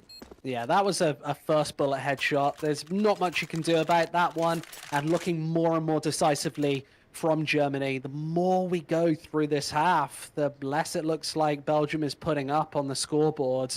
Really starting to struggle. Note only 3 kills this half. Alex joining him at the bottom of the scoreboard. Only really Ace and Krepow doing anything with 9 apiece, but this is a real problem, Anthran, if they're going to get back into this half. They need these star players on Belgium to really start to step up. That's just not been happening on this CT side. They've given away so much space, and Germany are not out of ideas. They've been targeting all areas of this map towards middle, and then B and A site have just looked like just so porous. Krepow trying to pour something back with the AWP. That's an easy enough shot. Only takes a little bit of damage as well, so he's going to be a threat in this double AWP configuration later into the round as Process tries to take real estate behind this smoke. Just an inch away there. Close but no cigar. So good news for Belgium. Finally, they've been able to wake up a little bit, but apparently they're ready to put Ace back to sleep. Pop shots exchanged inside hall, but it's Alex coming away the victor, and they still need someone to dig them out of this whole process, aiming to be it, but now he'll be aimed right back into the ground. Good stuff from Alex this round on the big green. Another member we haven't discussed too much on Vertigo. It's a good time for the individuals to start their pop-offs, and Alex continued to get on the aggressive. He's gotten all this info for Belgium for free, and Richie's even going to now regroup with his teammates on the B site. This is well stacked up. Yeah, they've done a really good job to put themselves in a position to guarantee this 5th round. There should be no way in for Sin and Sky here. This dynamic duo are even getting flanked right now. They've got no chance. It's even the AWP tailing them as Note finishes off the job. Very convincing round on the CT side. Exactly what we needed to see to put them back on the board. And a 5th. Not usually enough for Vertigo. See if Germany can just take 1 or 2 more to put the icing on the cake before we come to our 15th and conclusion. This half is almost over, and it's been another really fast half of Counter-Strike. Usually you see a lot of gesturing for map control, especially towards the A site, but again, that's Krepow missing the shot this time, and they're going to tail him with the flashes on quick regards. Some Molotov as well to force him back out into the open as Krepow chances his luck for another shot. Both players with nades out. The smoke grenade, barely going to save him as Note takes them in the tail lines. Quick shot from Ace. Just a war zone, man. Mid was just an all-out brawl, a battle royale, if you will, and we still haven't decided a victor, but Krepow, his reload is most certainly going to be heard, and it's not the right time to pull it. Ace also not disguising his avenue of approach, and they're not even going for the bomb. No one's going back in T-spawn. Instead, they're just going to win the round on kills. Already having detected Ace, this is all a game of distraction. He may even find himself a knife kill if he plays his cards right. Yeah, that's what he's going for. See you later. Not even a right click. It is insult to injury for the 9th round in Germany's favor, and Belgium may end this half without a whimper, as even the rifles haven't really done all that much. That's a second knife that we've seen this map. I expect to see more than average in this specific tournament. Being an international tournament, we expect to see more scrimmy maps of Counter-Strike. We expect to see more knives, more craziness, more zaniness. I don't expect any teams here to be digging towards the very bottom of the strat book. Strats safe for the major aren't being whipped out in this specific tournament. I can't help but feel. Well, potentially. At least they're gonna end this one off nice, right? You got something for Belgium. Actually, maybe I shouldn't count the chickens before they hatch, because we've seen these rounds implode before, and Note's getting overrun without an extra great line of assistance for Pau. He's instead backed away to throw this smoke, though Alex is helped down the line towards the bridge, and that's where the bomb's at right now, so you can get as many kills as you want until the cows come home in middle. Won't matter until you deal with the op, and they've shown that Alex has usually been good enough. And even Richie's taken this very offensive position around the B stairwell. Sky, he's not going to be ready for this. Sins alone, a desperate low HP 1v3. But honestly, if you're Germany, 9 rounds ain't too bad. Oh, well, hold on. They're giving him a couple of kills that they probably shouldn't, but he hasn't seen the op. This is kind of crazy. He didn't look to the left, so Alex just got that kill for free. Yeah, jumps over the entire wall, like no way to see it. You see the doorway, you see his feet just like fly along past. No way to sort of win that one. Not the closest half. I expect Germany to just take this one home here. It all starts with a CT side pistol, remember, but here's that 1v3 attempt again. You just see his ankles blitz on past Alex. That one's nice and easy as we get into the second half quickly. Germany, well, might be sending them into, well, a lower bracket, that 0-1 scoreline here in the Swiss.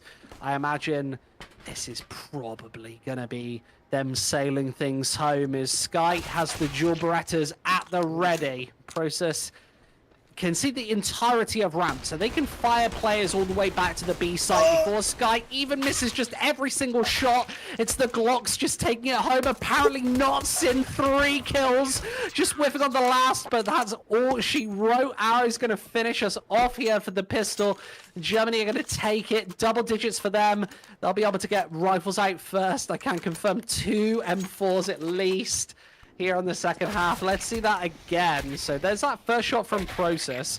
In between this, there were about 1 billion shots missed from those dual Berettas, but that is nice and squeaky clean from the USPS. 10 rounds here for Germany.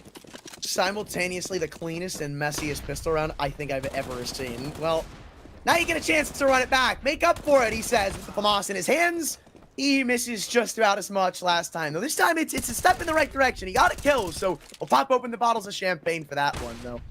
Not much more to roadblock Sin is in this farming one. right now. He's feeling himself, and that's scary. This is like the heaviest hitter of this team. So the fact that he has 17 kills already and is showing his value on the CT side, I don't know, doesn't give me a good feeling. And maybe that's part of the tactics. Try to not feed him in the early portions of this half.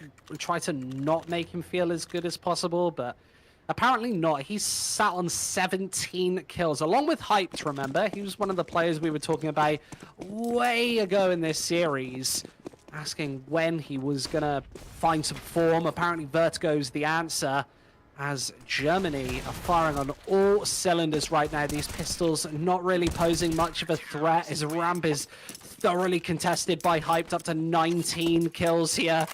Just absolutely farming. How are Belgium going to break the pace, Anthran? That's the real question here. They're significantly down on rounds, 12-6. This feels like an absolute gargantuan mountain to climb if you're going to make this comeback happen. We've seen crazier things happen. Yeah. I don't know. This feels different, right? I mean, somewhat uncoordinated aggression can work on Mirage, but it's a lot more tricky to get away with on Vertigo. And already they put 3 at the right spot to try and shut this down. Process through the smoke, or, well, Maybe it doesn't register as it, but it was certainly through it. That's where the first kill is going to come through from Arrow. Maybe gets timing, but having spotted the head, this one should just already be coming to a close. Even Hype starting to contribute early on into this half. I'm losing faith, and I'm losing it fast. Note, Cast, and A's are both completely isolated. At least Note has the bomb, so maybe you find a couple of kills in mid. You can sneak in a plant out of this one. But even that seems far-fetched. Guns exchanged. They are just, bro, they're mowing it down. It was a squad in mid. Now the only thing A's can hope for is petty prizes and kills. He's done one, but, oh, well, no, all right. Even holding the angle wasn't good enough. The trade's there, but it'll give you a round of applause from Hype. That was a respectable shot. Yeah, Germany are starting to look a lot more confident now on Vertigo right. You see that wall of smokes on the A site just guarding off ramp. It feels like Belgium are being compressed way back on these bomb sites, not even able to get close against the rifles. And in between that, you've got Hyped just bobbing and weaving with the AWP, finding 20 kills alongside Sin. He's been keeping pace here on the CT side as this push has been thoroughly telegraphed. They're going to charge down the AWP. Hyped good enough for more and more kills. Out with a pistol for a fourth. That's outrageous. They're going to fall like bowling pins, and that is 14 for Germany. Not going to be slowing down whatsoever on this CT side. Let's see that again, Anthran. Do you want to cast it a second time? Hyped! No way! They didn't clear him! He gets two! Pulls out the pistol! I tried. He tried. The pistol was A strike! nice. I love it. Yeah, going with the bowling analogy again. Not letting it die. Never. You've always got to do it until it's annoying. Yeah. Annoying enough to where people notice. Then you stop. Yeah, that's what people that hire us love. When Nope. we're just not annoying. Barely. Yeah, Dancing on the edge almost of it. annoying. Hey, all right, I want to hire some guys who are almost annoying. Well, you found the right guy. Yeah, he certainly did. Also I feel found like this Richie. map might be over, Anthran. I hate I'm to starting call to think it, it but too. this is looking really convincing from Germany. No might have other ideas on the B site, but Arrow there to try and hold things so down. blind. More information. Everybody is blind on this B site. The bomb is in no man's land, and Krepau is right behind the enemy lines. Loads of damage, but no further kills. They know exactly where he is. You could pinpoint him with millimeter precision on the map. What can he do right now? He's got no utility. We see it in capital letters. No way out. Germany, that's match point here in the best of three. Dude, they were just supporting fire that whole round, too. That was kind of funny. I mean, you saw Arrow, after getting 3, jump around in Guardian, say, yeah, he's here. And then I think it was Process who just never stopped spamming. He just kept, like, shooting off his mag, reloading, and Hype would hold for a second. Then he'd keep shooting again. They're ready to get this one under wraps. I mean, this is more of what we expected. And, well, hats off to Belgium for putting up a fight in the first map. This was kind of destined to happen. And it would be one of those Belgium hats as well. One of those, they've got like a feather on it, and it's like a trilby potentially. That would be the hat that I'd be taking off right now. I've probably got one dude. here. Arrow was turned around before he found that kill, and he's gone back into side hall smoke. So even though he's low, there's so much utility to deny this plant, and nobody's actually gonna throw it in just yet. Instead, Sin keeps his gun out and keeps his wits about him. 3 on 2, and even Arrow's gone in for the long around flying, taking down the Opera. Actually, no, it's stolen away, but Alex J isn't long for this world. Tapping away, Arrow is put this map to a close, and Team Germany, to no one's surprise, I take it convincingly in a 2-0. I've got to say, I always feel satisfied when we predict a series just perfectly. We know exactly what's going to happen. We said Mirage was going to be fairly close, and then Vertigo was going to be the time for Germany to just romp it home. We said that Vertigo, it's just a little too hard when you're a disjointed team, when you haven't had all of the practice to play against essentially a full roster. Yeah, just unable to do the trick. That's a very convincing map right there, Anthran. And you can accredit 2 of the rounds to the, for lack of a better word, lucky flanks that they were able to find on their own CT side. You remember the timing plays that they were able to somehow sneak away with. You had Richie barely timing a player inside of a smoke, pushing all the way down through side hall. You had one of them walking down mid, going down ladder, even after it was being held, and they still didn't win that round. It just goes to show we were right. We were on the money. You saw they weren't coordinated. They were punished for being disjointed. And after the CT-sided guns came out, I mean, even before that, to be completely honest, they literally had nothing to say about it. Yeah, and I feel like if we had seen Ancient, it would have been much more of the same. Well, we've got one more best of 3 coming for you today. We'll see that right after the break. We'll talk about it. Nu este un singur scop. Visul nostru. Pas cu pas, mai aproape de victorie. Cel care știe că visele unor oameni din peste 100 de țări nu au fost fără rost. Alătură-te lor între 24 august și 3 septembrie, când Iașul devine capitală mondială de esports.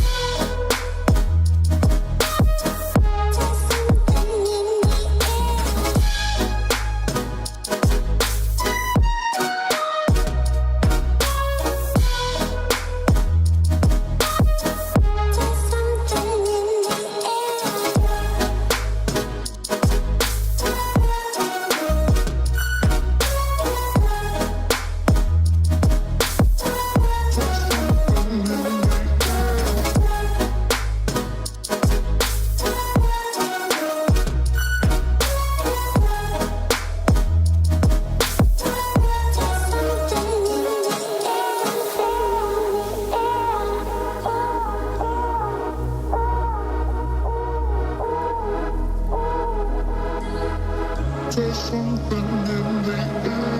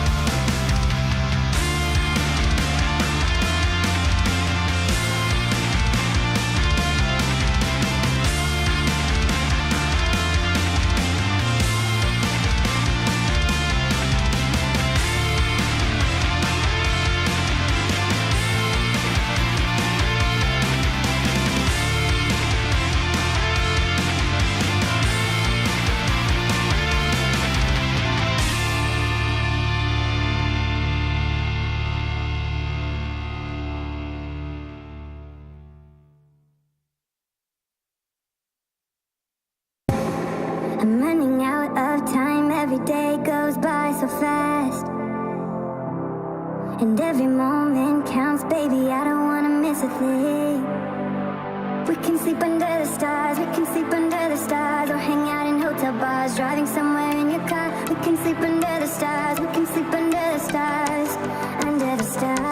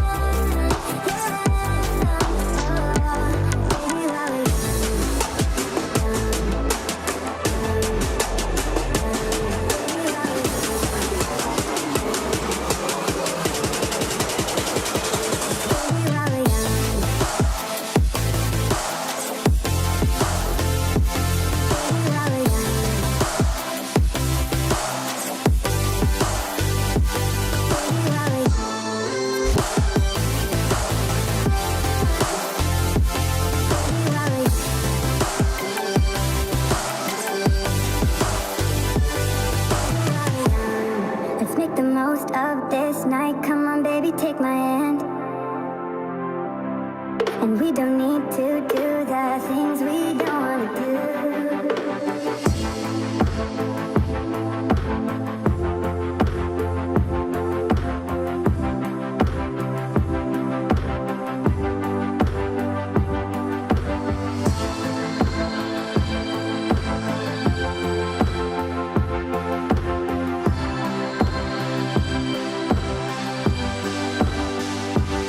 Baby, while we're young,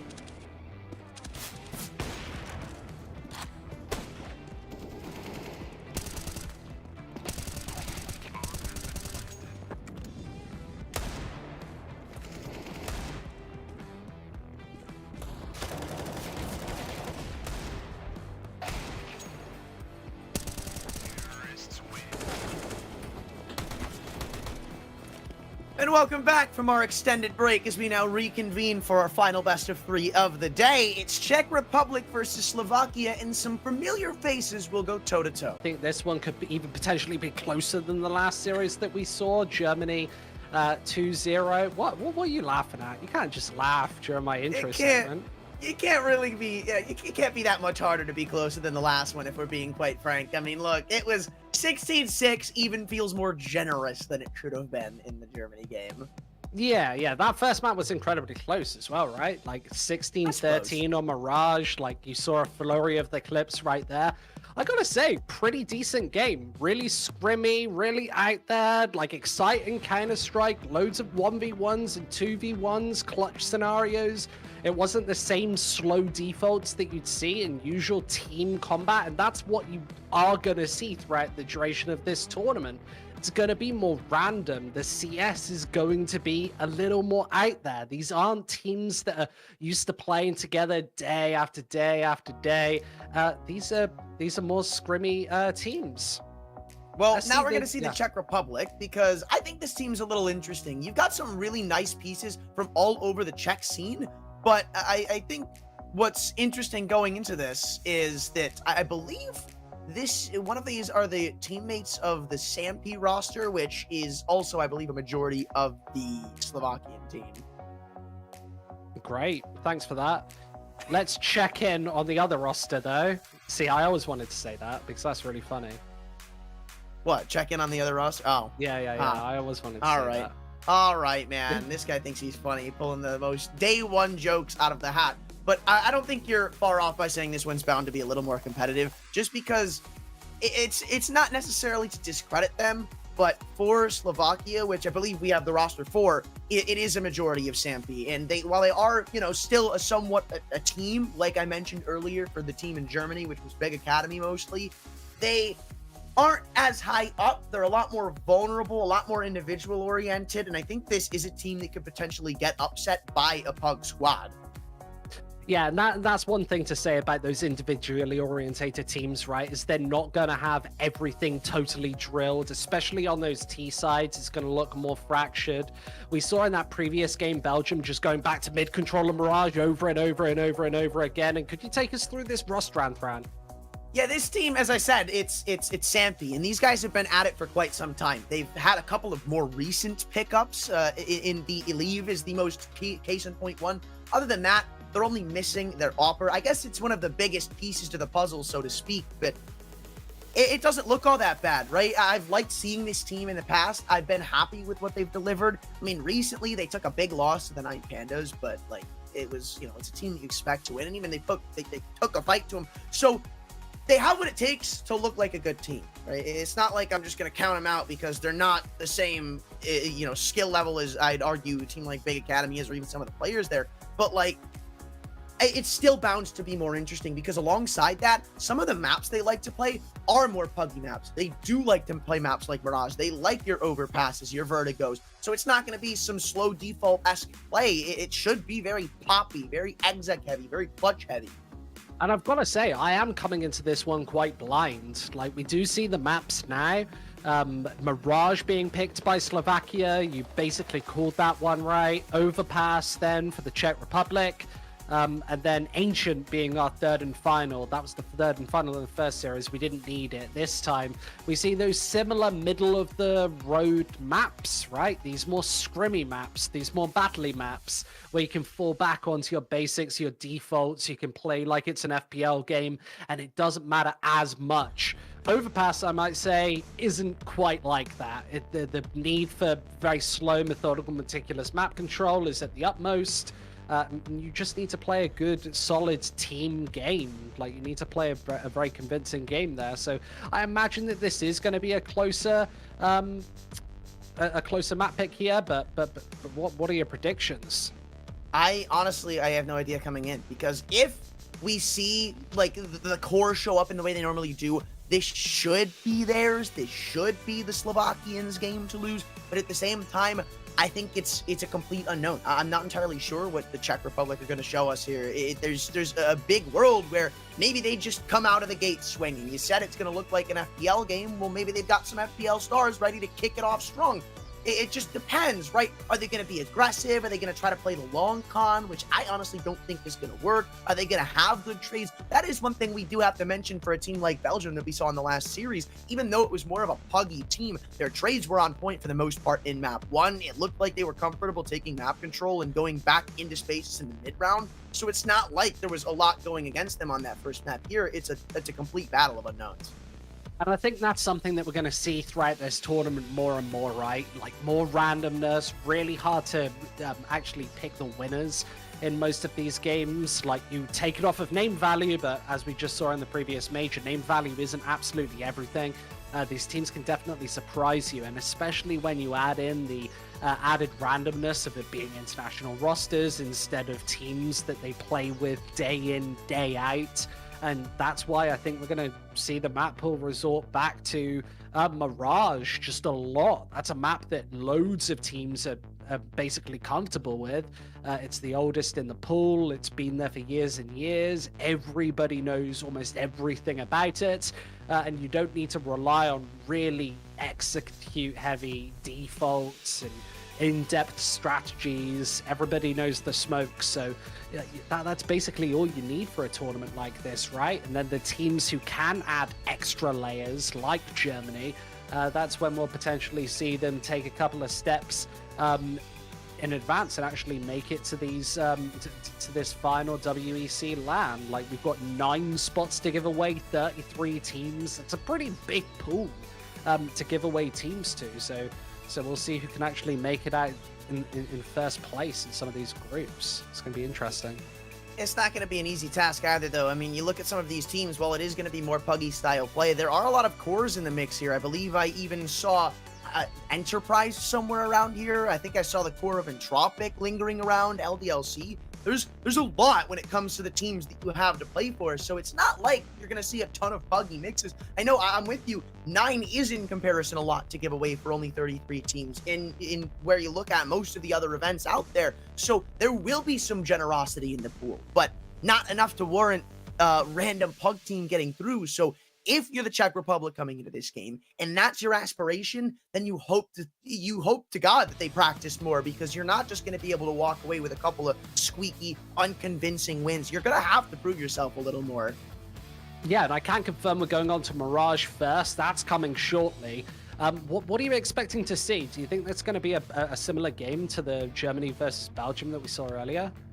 I'm not entirely sure. I don't think so, because this is going to be a battle of respect from both of them, and there's some, I guess, discredits to the Belgium team there. I guess discredit's a loose term, but they didn't respect Germany very much on Mirage. As I had mentioned in that series, they were very aggressive in the opening parts of some rounds, where they'd push apps, they'd push mid if nobody's there, they'd walk through under, they'd take palace ramp, they'd really go everywhere around the map. And then the response from Germany on their own CT side really wasn't that great. It seemed like they were the timid ones, where we saw them a lot of times getting popped on, and their retakes were okay at best, but for most of the time, they wouldn't have great utility usage. The rotations would be a bit late. As I already mentioned, they weren't great at holding sites down in the early stages, so it kind of felt like that game specifically came down to opening tools.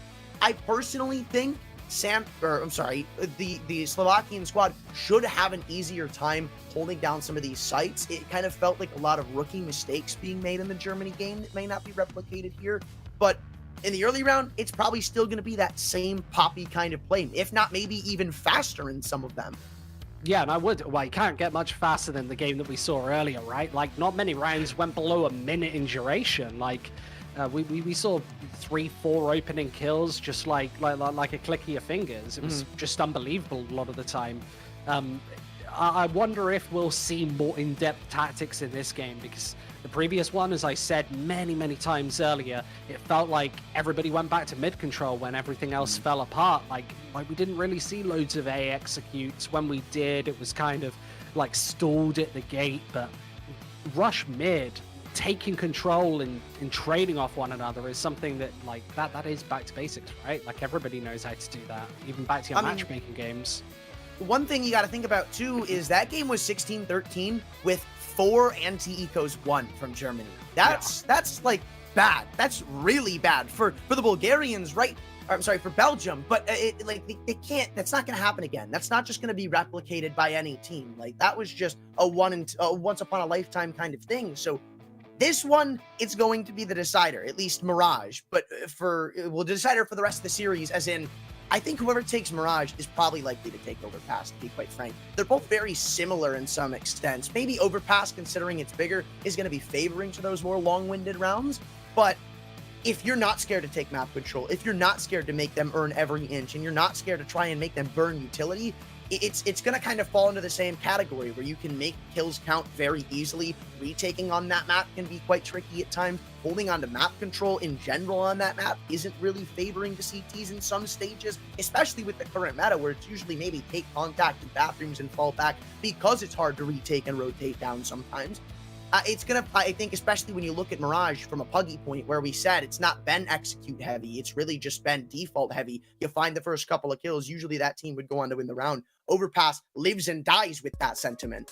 Yeah, no, exactly what you said. Overpass is exactly like that. Like, you need to be taking map control, otherwise you're just going to be forfeiting both bomb sites, especially towards A. You just can't allow teams to execute right onto that site, especially considering you're likely only going to have 2 defenders there. You're going to get overwhelmed the majority of the time. You need to take toilet control, spread towards Fountain, get up close and personal, like really disrupt attacks, whittle down utility really early. Like, you need to be making T spend utility for taking map control. And that's something that I don't know if you've got the depth of tactics, if you're likely going to see. I know that you're not going to see teams just capitulate right off the bat in any of these series. But in a game like this, when you don't have the tactical depth, that's something that you start to worry about. Is, are you just going to fall back to absolute basics, play incredibly passive, and just let the T side walk all over you? I'm going to say no. Most of these teams are used to drilling day in, day out, right? And these are just the basics of some of these maps. Yeah, but at the same time, I think that argument kind of be made both ways, where obviously you need to be baiting out utility for Ts, and it can be really hard as a T when you're not as drilled, when you are more of a Puggy team, to be aware of what you still have when you should be throwing this smoke. Hey, I have the only smoke left, but nobody's really talking about it because we don't know each other all that well. But at the same time, it can be a double-edged sword, right? It can be really easy for you to not want to hold bathrooms or something with like an op on that CT side. It can be scary to try to hold down map control because you don't know who's going to be with you, but it's all up in the air, man. Again, this is going to decide a lot. We're about to find out if it matters or not. Let's watch some Counter-Strike. Do you want to watch some Counter-Strike? Yeah, I'm feeling it. I'm in a mood. Well, it all starts with a pistol round, and this is going to be a pretty standard A attack with the pistols. Zedko already taking first contact, relays the info to his boy. Through. So, with a kill coming back, the 4-on-4 honestly ain't too bad. Tag's gonna get the plant in, and there's not a lot to get back in this retake, including no kit. So time is also of the essence, and they don't seem to be pulling it very efficiently. I believe hearing 2 footsteps pitter-pattering back in CT spawn, and he's got the perfect bait and switch set up right now. If he were to walk through the murder hole, down might just be done. But now all hell breaks loose. His kills go back and forth. The leaf spins around for Bloggies. They're holding him down from stairs. Low HP on Zedko will eventually fall, and now it looks like things should be rather locked down, as Marisco is the only one left. Remember, no kit at long range. Just stay alive, I believe. You don't even have to find the kill necessarily. There is no kit. So you just wait, and even though he will walk away with the kill, it wasn't a requirement. Yeah, time being the pressure in all of those pistol rounds. If you don't have a kit, it becomes incredibly pressuring, especially when you find yourselves in a 4 versus 4, 5 versus 4, unable to whittle down those numbers early. And Czech Republic didn't seem to be in much of a rush whatsoever, just going slowly into that retake. Not quick enough. Slovakia take the lead 1-0. Here come the AK-47s. It's 5 rifles out here in round number 2 against a bit of a jumble sale by 3 Deagles, a FAMAS. There's the Scout as well. These weapons we know can do damage. Can confirm that. We saw that earlier, but these rifles should be able to chop and change away. Leave. There's the first. And mid-control pretty much granted off of that. Deagle contemplating the repeak and ladder, but instead just falls away. Rather would hold the extremities in the push-up catwalk than give away his life for a meaningless frag. Now as they contain the con push, they contain the cat swing. you eventually gear up for a site pop, and that pop's going to be at B. They've guessed correctly as well. Not a single defender here. The closest being Quirtz, who's just sat on mid. He's towards the short area, but that's a nice shot. Could sandwich back some control, but he needs to know that this push is coming in and radio it through now. Hamas is the only thing here now as his teammates rotated in and fall in shock. Nothing to speak of. And it doesn't look like Quirtz is going to be grabbing anything either. So at this rate, maybe you just save the guns you have. Already we see Zedco getting a little head over heels to try and pull this one off. You've got the scout in Bloggies. He's the teammate I was mentioning earlier as Sampy. So maybe he's got a couple ideas of what the habits of his teammates are going to be like, but he won't try to abuse yet. Instead, he'll fall away, and these weapons will be hung on to. Yeah, that's a really good round there. Just falling back to basics, straight into the B site, no defenders there. As soon as the information is radioed in, that bomb's already down, and the pressure of that clock starts ticking. 2-0, carrying 3 rifles through as well. No sort of fear of any of them being whittled away here in the closing seconds of round number 2 as the bomb explodes. This will be a full buy again, of course, from Slovakia. And what do the Czech Republic have to work with? I'm going to suspect not too much. We'll see maybe some Reed-Eagle investments.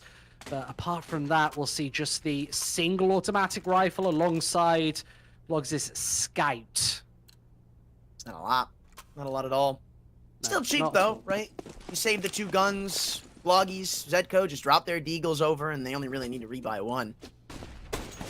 Yeah, not too much to worry about whatsoever. Bloggers. That looked well lined up. I really thought he was going to hit right that scout inside shot. the wall. It's not what I was aiming for. Well, Zedco's got a little more vision, but only a little. Precluded by that smoke, looking down into underpass where the MAC-10 is waiting. That's the single SMG on the T side, looking to just create some space here towards the connector. This round should finish on A, as that Eagle can only carry through for the first, and damage has already been done. This A site is crumbling. There's only 10 points of health on the defense to try and hold this one away, and Shock has this very narrow, thin angle, and that is very audacious. Missing by a whisker. Not too bad just yet, though. I still do wonder what Bloggy's scout can contribute to the round.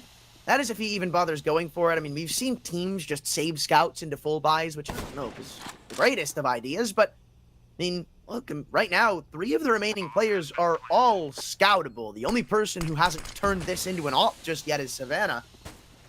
But he's stuck in Firebox. He may not be that much an effort in this. So there goes the scout. So no longer should be much a worry. Quirtz turns around, and as he turns back, he realizes he's the last one left standing. His whole team's crumbled surrounding him, and no kid at this point. Again, you're just looking for some bonus damage, maybe pick up a gun, try to steal away an AK. I think there was one on Catwalk for him to try and grab. That's going to be his next destination, or no, instead he's just going to save onto the Galil. So 3 allocated to the Slovakians. It's a nice start, but when the rifles come out, does it still stand?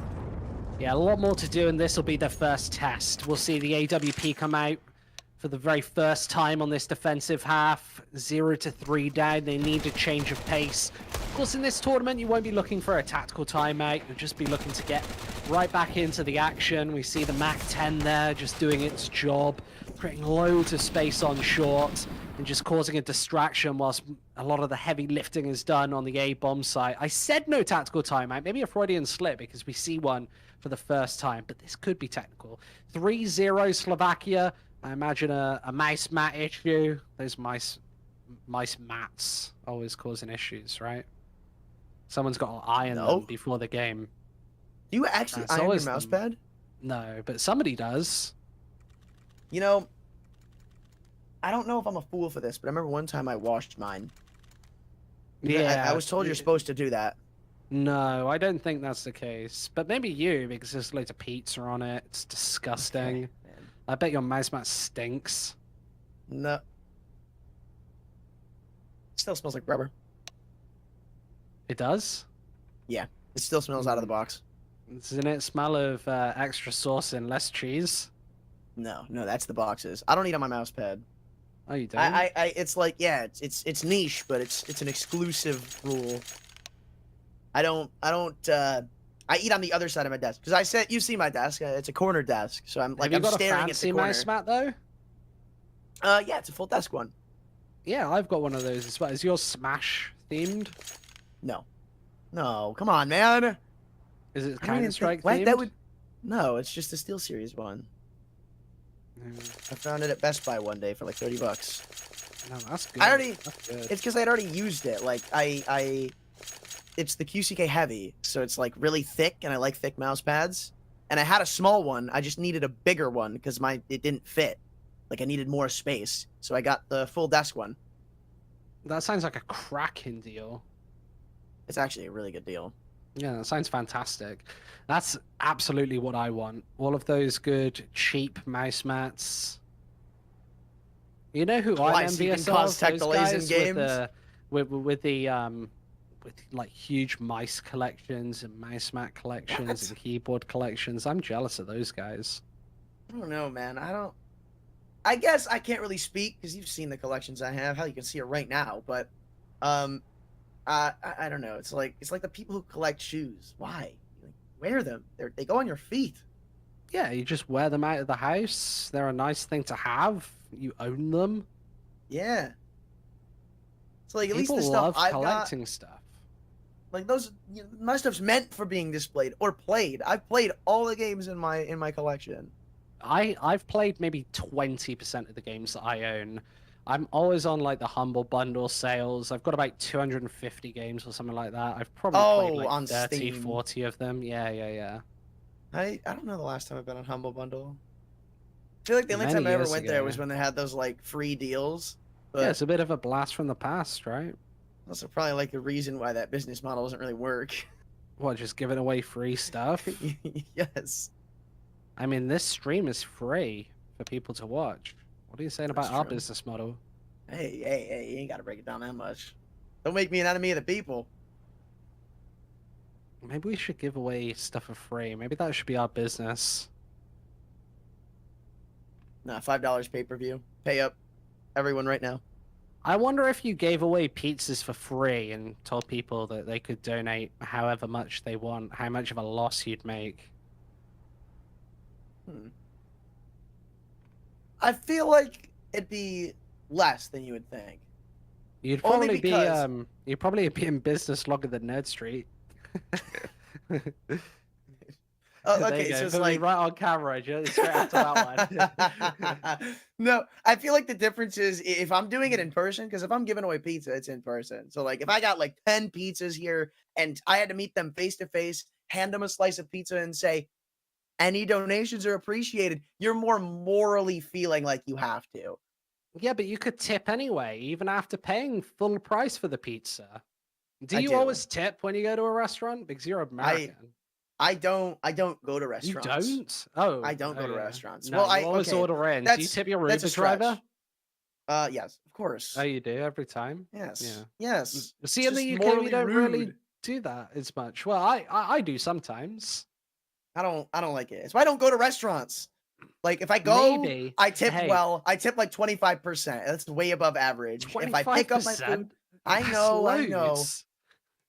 But still, it's like I just don't go to restaurants. I'd rather go to a restaurant, pick up the food, and bring it home. Like why? Why am I gonna sit in a? Here's what you should do, and this would I'm make listening. someone's day. You should tip nobody 9 times in a row, and then Yep. tip the 10th person all of that money combined.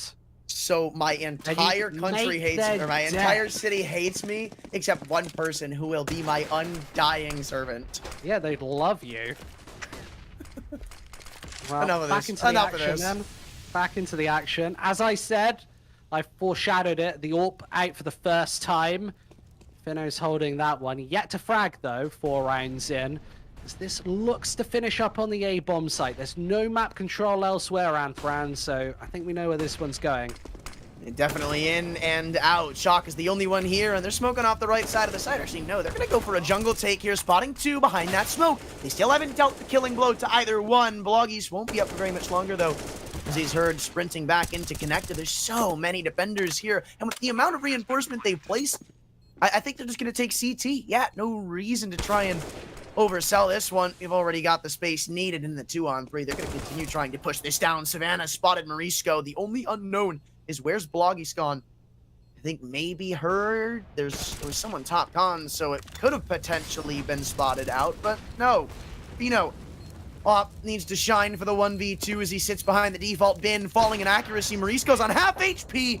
It won't matter when you've got the big green in your hands. Perfectly done for Slovakia in the clutch, and they stand tall 4-0. And this is looking like a much more standard T side. Take map control, executes beautifully onto the A site there. 4-0, Slovakia looking like the much better team right out of the gates. Forces Czech Republic back onto a really shaky buy here. AWP out for Bloggers, but that is almost all she wrote. Quirtz has an M4A1S. This is a really weird ragtag buy. Just that extra cash being expended to level it down. As mid-control seems to be the name of the game. Is that smoke that's being spammed for the first time. Nobody inside connector, so no real danger of damage being done.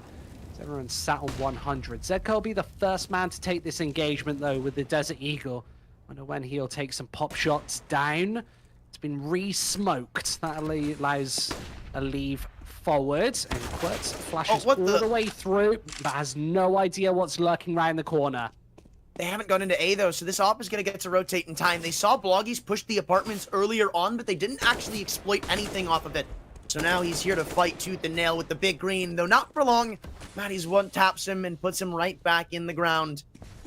3-on-4, and the only actual gun that stands back against them is Morisco's AK, and even he may only be good for the one, as he could be thwarted through underpass. No, he'll hesitate for now. They leave. Won't turn around in time to spot this Deagle. Still gets away, but very noted his Shock's angle. There's another one back in. Finally from the op, no less. And at least the recovered one, Fino. Someone we highlighted in the last round. He's apparently lit up in the past couple of engagements. Is Zedko already motioning in to save? No, he's sticking around for longer than he should in market, and Fino shows him his place. So now Morisco's just stuck alone in the apartments without a lot of help. Yeah, Fino's been on point so far. I don't see this AK doing all too much. 2 kills potentially. No, just the one. AWP can be retrieved before this one's finished. Does Slovakia keep the scoreline clean? 5-0. Now, what's the buy going to look like? I assume all rifles, full utility alongside that. Blogger still has that AWP in hand, so this is finally time to put it to good use. 4 kills for him so far, almost leading the pack, only Mori above him on 6. That's not enough, though, here on Mirage. More needed, as Blogger wants to take that or actually enter under. Oh, he didn't shoot! Oh, no. Mouse 1 needed. Mouse 1, dude. Maybe he should dig into the mouse collection, man. You might need a new one. Need a mouse 1 button. Grab the Hyper Beast. Oh my lord. Wow, alright. Well, apparently Fino needs the mouse 1 button too. He can take the shot, man, Oh, dude. How many times are you gonna let him get away with it? That's kind of crazy. Maybe he was daydreaming. I think it's very easy when you're holding an angle like that to just... your eyes go to sleep. Of course. He's done the damage, though, and while the AK's there to finish off the job, it's all smoked off, and Slovakia are making these rounds look exceptionally easy. Quick as well. 55 seconds left on the clock as the bomb can come in. It's joined by the pincer of 2 on short and Zedko. I've got a feeling he's probably not going to find this round. As much good as this guy is, there's just too many targets to worry about. And you saw he had the right idea, it's just he got crunched in. I mean, there's quite literally nothing you can do there. Even if he just deleted the player's bench. There's a trait right there. It's done. So that was just really well played by Slovakia, ensuring all their T's are crossed. And the only gun they have to worry about is shock. They've been just incredibly blitzing right out of the gates. They seem incredibly confident here on Mirage. They look to seem exactly know what's going on. And Shock's going to be taken down at the end of this one as well. So no rifle saved. It's a clean sheet once again. 0 rounds on the board for the Czech Republic. And the money isn't looking too good either here on round number 7. We'll see pistols, presumably, and not too much else. That was the missed shot in the early portion of this round. Fino gives him many chances. Does that... I'm just wondering, like... It's if that definitely counts- a clipping issue. It Yeah. definitely clips through the wall. And potentially 2 walls as well. Yeah, but then I feel like it wouldn't do 85 damage. Well, It's a lot of damage for 2 walls. Well, it's also a lot of damage for no walls. Quirts, he overextends, but at least he's caught wind to where the op lies. He'll leave holding the push-in ramp, and he may not be ready for Zedko to be directly under him, though tagged is. That's why he's got some backup shots running in. He'll collect on 2, but even that, considering the deficit they're in, won't be enough, and the only thing left to talk about is Morisco on a long-winded rotate through CT spawn. He's got an HE, so I don't know, maybe you put that in the right spot, bag and tag off it. 1-on-2, I'm really trying to put this one up, but let's be real, this is over. Yeah, and everybody's full HP as well, so it has to be just Eagle headshots. Try and find an AK out of this one, but I don't even see him doing damage. They should be waiting, watching. That AWP can be trained on the angle as soon as the AK-47 radios it through. Still looking to find a little angle, but the AK-47's going to clean him up. Slovakia, well, it's 7-0 here, Anthran. They're not slowing down whatsoever, and the individual rounds are where it looks really convincing. It's not like they've taken home a bunch of 1v1s, and these rounds have been necessarily close. No, they've been walking into bomb sites, hitting headshots, planting bombs, and winning clean rounds with 3-4 players left. That leaves them with $5,000+ per player. Very easily done in the early portions of Mirage. If this is a sign of how the series is going to go on, maybe we're in for a quick night. Maybe the IEF's hourly rate is not going to be worth it. I leave. Who knows? Quick headshot. He's gotten that a couple of times now. These over-aggressions are certainly not flying unknown to the Slovakian team, and Elite wants to push this forward into the A site. No shot, they just executed in, but he's very split apart right now. Finally regroups with his teammates. Zedko's jumped down into Sandwich, and we somehow, in the heat of the chaos, have found ourselves in a 2-on-2. Bloggies duly noted of where he lies, but the other unknown is Morisco. It doesn't seem like he'll dare coming through the murder hole, but they also haven't planted just yet, and you wonder...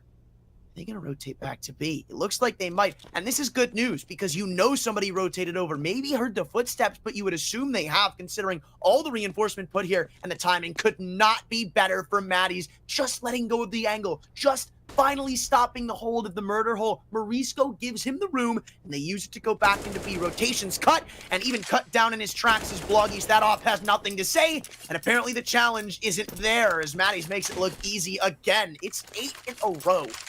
This is so clean as well. How they slow that down in the 2 versus 2, take stock of both CT positions and totally circumnavigate them.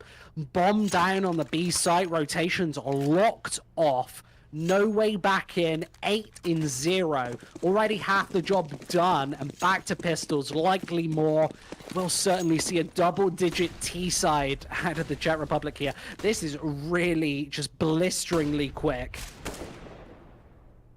And why slow down, man? There's no reason to. Play at your own pace. They haven't been able to stop you doing anything. It feels like they can do no wrong. But finally, there's something to discuss for the Czech Republic. An opening duel for Morisco could be huge in terms of winning this round, but they still haven't managed to get their hands on any rifles. They have done some respectable damage. This chip will eventually add up. You've got Fino on half. Savannah's been tagged. And while there are still 2 players untouched, it won't be for long. And this is where I don't get worried for the T side. They've been great in these mid-round situations, knowing how to default and bounce back off losing the initial man, albeit it hasn't happened that often. Against the pistols, just taking short control, and Morisco is going to have a huge challenge. One that he won't pass. It's not surprising, again, considering it's the Deagle, but it was a risk that didn't pay off for the Czech Republic. They stacked A in hopes that that's where the destination was going to be. Even a blank in the cards, too, but now feels like it's only done them in. Fino, 2 kills to bring it back. Actually, no, is he and Savannah alike, but doesn't change that up. Cap, they went in uncontested. They'll be. Shock, Quirts, Bloggies, maybe you go back in, but exits, honestly, maybe more worthwhile. Surgical. This has been just so precise. It feels like this T side has pinpointed the correct bomb site, basically every single time. They've been unable to save rifles in the particular buy rounds. We'll see another one after this, but damage thin on the ground on this T side. And Shock is likely going to go down here to the AK-47 AWP combination that awaits him. Fino finishes him. 9-0 on the board. Couldn't be cleaner for Slovakia. This is the most one-sided streak we've seen all day, no? I feel like yeah, even for on sure. Vertigo for Germany, it was like more interrupted than this. Yeah. We've not seen any team take 9 rounds in a row, and not in the fashion that we've seen Slovakia do it. It just doesn't give you any sort of hope for this CT side. They haven't been able to put anything on the board. Their kills are looking woeful. 3-4-4 on their bottom trio of players, and Fino just keeps up the pressure. Wait for him to whack-a-mole another one. As Shock seems ousted in no man's land, finally finds the solace of the stairs before taking one back. Oh, there's another one. Challenges the AWP. I'm not sure that that's too sensible, as the flashbang buys him some space. There's still one man out mid, but you leave as good as he's been. This may be a task, one that he won't pass. Bloggies, he's starting to get aggressive. They've considered the top mid box is completely cleared, but Alev's peeking on the side where he'll be able to react, though not in time. 2 kills exchange hands, and Aleve doubles down in mid, leaving it to once again Marisco, who's so unfortunately always been at the wrong site at the wrong time. Every single point he's been thrusted into a clutch. He's not even had a chance. And now again, it looks to be the case. The rotates have been really slow. They've always been outmaneuvered in all of these scenarios. When this T-side's decided to rotate, they've been out of position. This time Marisco, he's all on his lonesome on short, and I imagine this AWP's going to finish him off. Apparently not, but the bomb goes down all the less. And they've got a crossfire set up here. I don't know how you could possibly break through this right now. Marisco, he's at least baited out the first peak. Now you've got to find the second in sandwich, and Aleve is still just playing off of his contact. Marisco hoping to split the bill on both of these duels, swinging out wide. Aleve gave him the chance, but it's one that he won't take. And Marisco, while he did well to find the first in the AWP, he won't get any further. And Slovakia are already on double digits. Yeah, double digits before Czech Republic are even on the board. It's not looking very hopeful in the slightest, Anthran. I can confirm they've got to be feeling low right now. Everybody knows this feeling, being crushed in Counter-Strike. It's got to be some of the most heartbreaking feelings any gamer can go through. I wonder what that list would consist of. Other than, Other than like losing really late in speedruns. it that shall not be spoken yet, but That's got to be up there. that does have to be up there. But yeah, speedrunning is quite the journey. I can't think I of don't many know, though. more. I feel like either late resets or a day of early resets. I feel like that fit. Potentially. Go hand in hand. Same with the kills. I've Hand in hand, noticed 1 for the Czech 1. Republic haven't tried to change things up very assertively. They've not gone for aggressive mid control. They've not changed this defensive setup whatsoever. They do look a little lost on this CT side, and it feels like Slovakia have been targeting this B-bomb site. In the late rounds, when the clock ticks down, they seem to know that it is only Marisco here. He's been alone on an island many a time, and this isn't going to be much different. Has to radio the reinforcements right now. His goal is staying alive, Anthran. Well, Can't he doesn't manage do it. that. 1 kill and a trade that quickly on really doesn't do you any favors. And Fino's even spotted this potential apps flank, trying to bait out the shot. He's inching closer, though, by doing it. Eventually, he'll commit to the fight, and that's exactly where Fino makes his money. 2-on-3 for the retake effort, but they don't know where they are, and it doesn't go both ways. Fino, very duly noted on the big green, and the molly trajectory even further tells them where he's moving in from. M4's shown its ugly head, but they're just going to smoke a top of the bomb. This makes it so much more difficult for the AWP to find success, even getting forced down from Van. He's found the 1 dig, and inside of the smoke, not even more than 1 bullet is required. It's headshots to both, and 11 for Slovakia. Fino has been absolutely golden. Best player on Slovakia by far, and the Deagle to add to the highlight reel, that is sensational. Unbelievable. That is definitely a timeout after that. There's Yeah, no take a pause after question. that one. It's technical, so I'm told. However, Yeah, surely it's technically not they're getting because- crushed. technically, I might need Technically a new they're desk having if this is happening no to me. fun at all. They're having zero fun right now. It's 11 Technically, to 0. this is a one-player game. This They- is definitely like a one-team game right now, man. They could potentially be going home early. I could potentially be going home early. Oh yeah, I forgot you're not home. Believe it Yeah, or not, I'm I am, totally not home actually. either. That's true. That's true. Nevertheless, here are the That is for replays. display I only. want to see the double from Fino again. That's kind of what I'm excited about. This was kinda that crisp. quick attack onto the B site. Morisco has just been left alone so many times, and even this first shot, Fino's so disciplined. And despite the FAMAS finding form on the B site, you just think he's got no chance whatsoever. The shot missed, and then consecutive 1-digs. The smokes don't stop him. He's been absolutely golden. I mean, you literally would have fancied their chances when they put that smoke up. The entire reason was like, okay, Yeah. well, now we can't just get opt, but apparently the Deagle does the job efficiently anyway, and it wouldn't have even mattered had he had help. That was just Yeah, everything's gnarly stacked from him. against him, right? Like, there's absolutely nobody is putting their money on Fino there. Like, he's out positioned. There's a smoke. He's got the worst weapon for the job. I don't know what his HP was. The defuse is already happening. Like, it's been happening for ages. He's just totally out of bounds. And yeah, you've got to splash cold water in your face after that one. I can't help but feel, yeah, you're not going to be feeling too good after. No, a line and like that.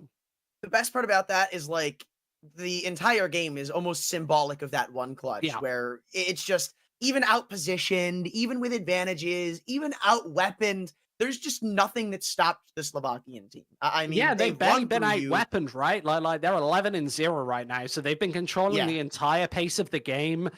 They've been relentless. It's a lot more convincing than the German win as well. The German T side specifically, where it felt like they were kind of throwing random things at the wall and seeing what would stick.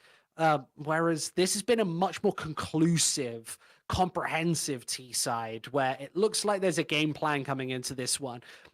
Just think back to that 2 versus 2 where they slow things down, they head things to the B bomb site, they really, really play a disciplined game of Counter-Strike. And it's really easy to just throw one of those rounds away when you're so far ahead where it feels like you've got nothing to lose. If they lose that round, they're essentially in the same position as they were anyway. Let's see the conclusion of this first half, Anthran, as it's disastrous on the economic front once again. Just pistols. It's a buffet of Desert Eagles here on the CT side. I don't know if I fancy these CT chances. Morisco's going to need to do something absolutely spectacular here, and instead of getting shot between the eyes, I believe he's been stellar on the openings towards this A bomb site, as I just think that this round is over already. One shot back, but that's nowhere near enough. Even the AK is being held, man, to some extent. What is that shot from Maddie's? Zedko didn't even commit to a fight. He literally jumped and got steamrolled, and they refused to let you have any inch back into this game. Shot.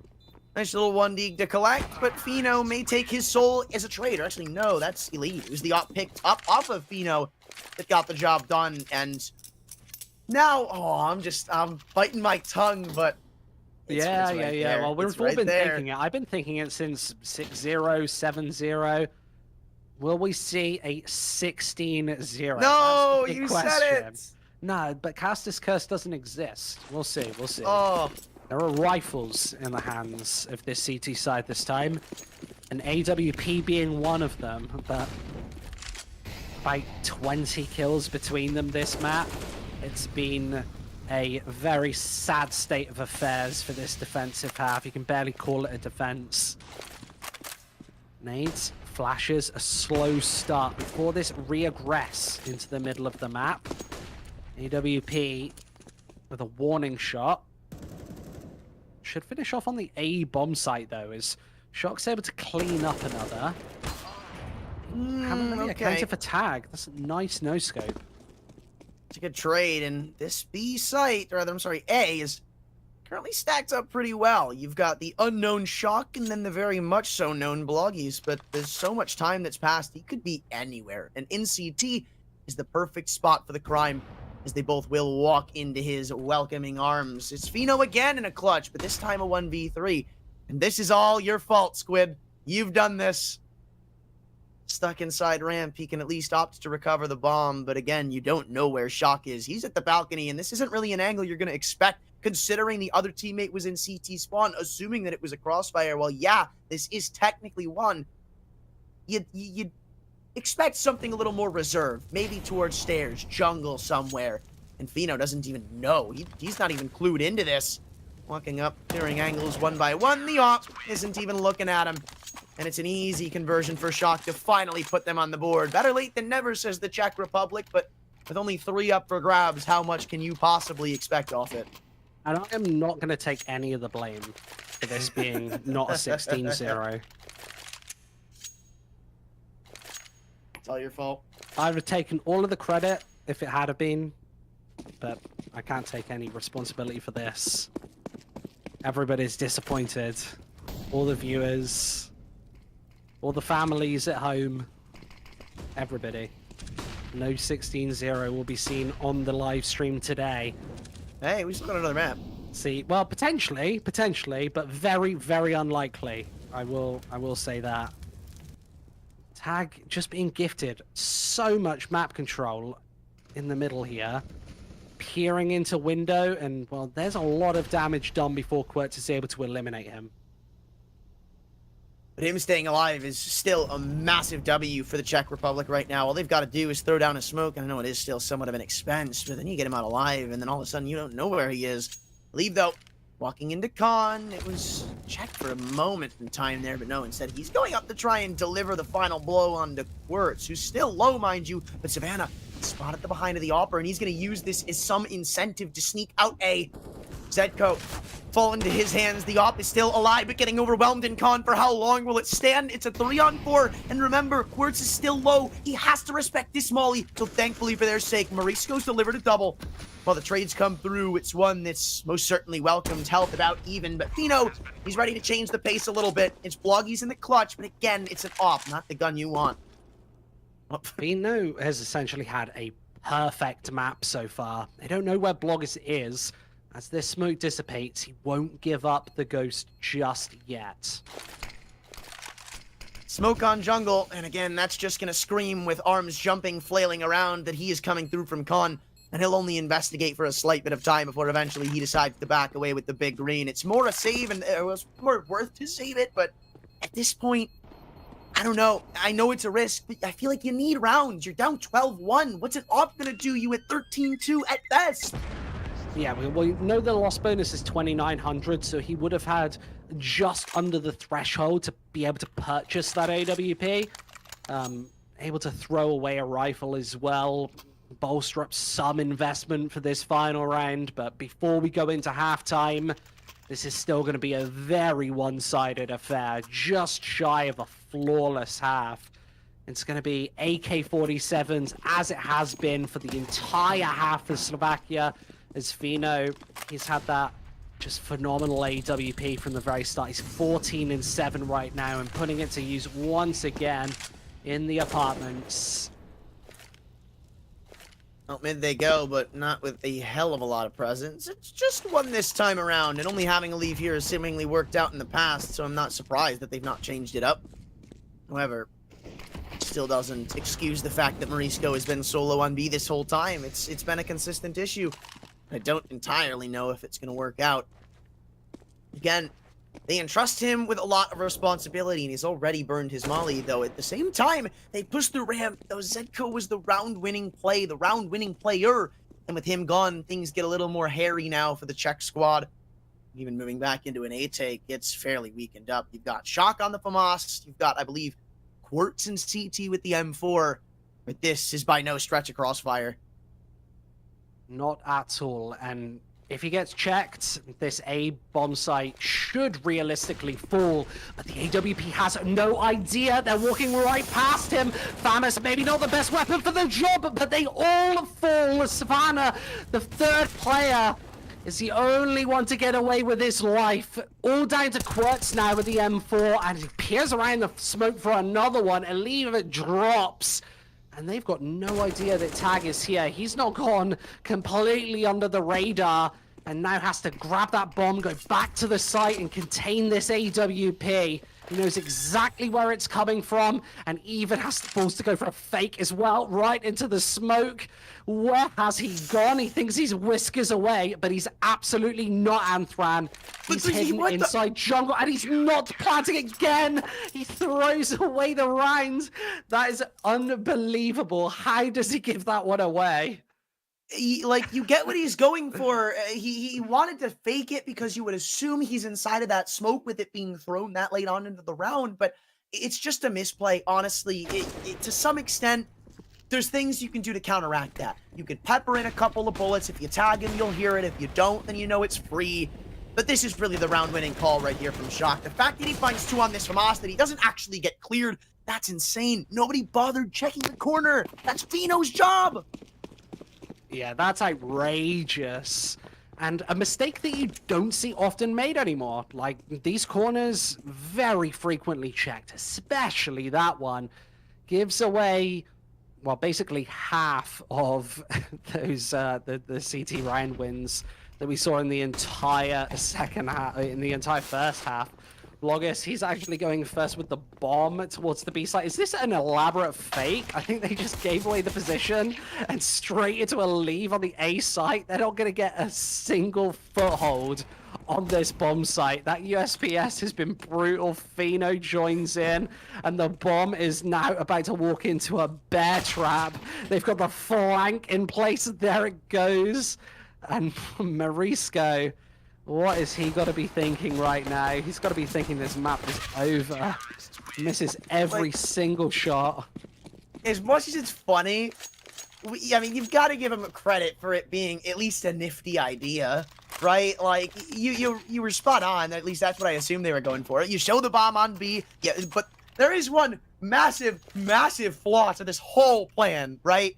Let's say they get that space out A. Let's say they kill Elive with no trades. What if Vloggies just got deleted with the bomb? It would have been square one. It was just overcomplicated.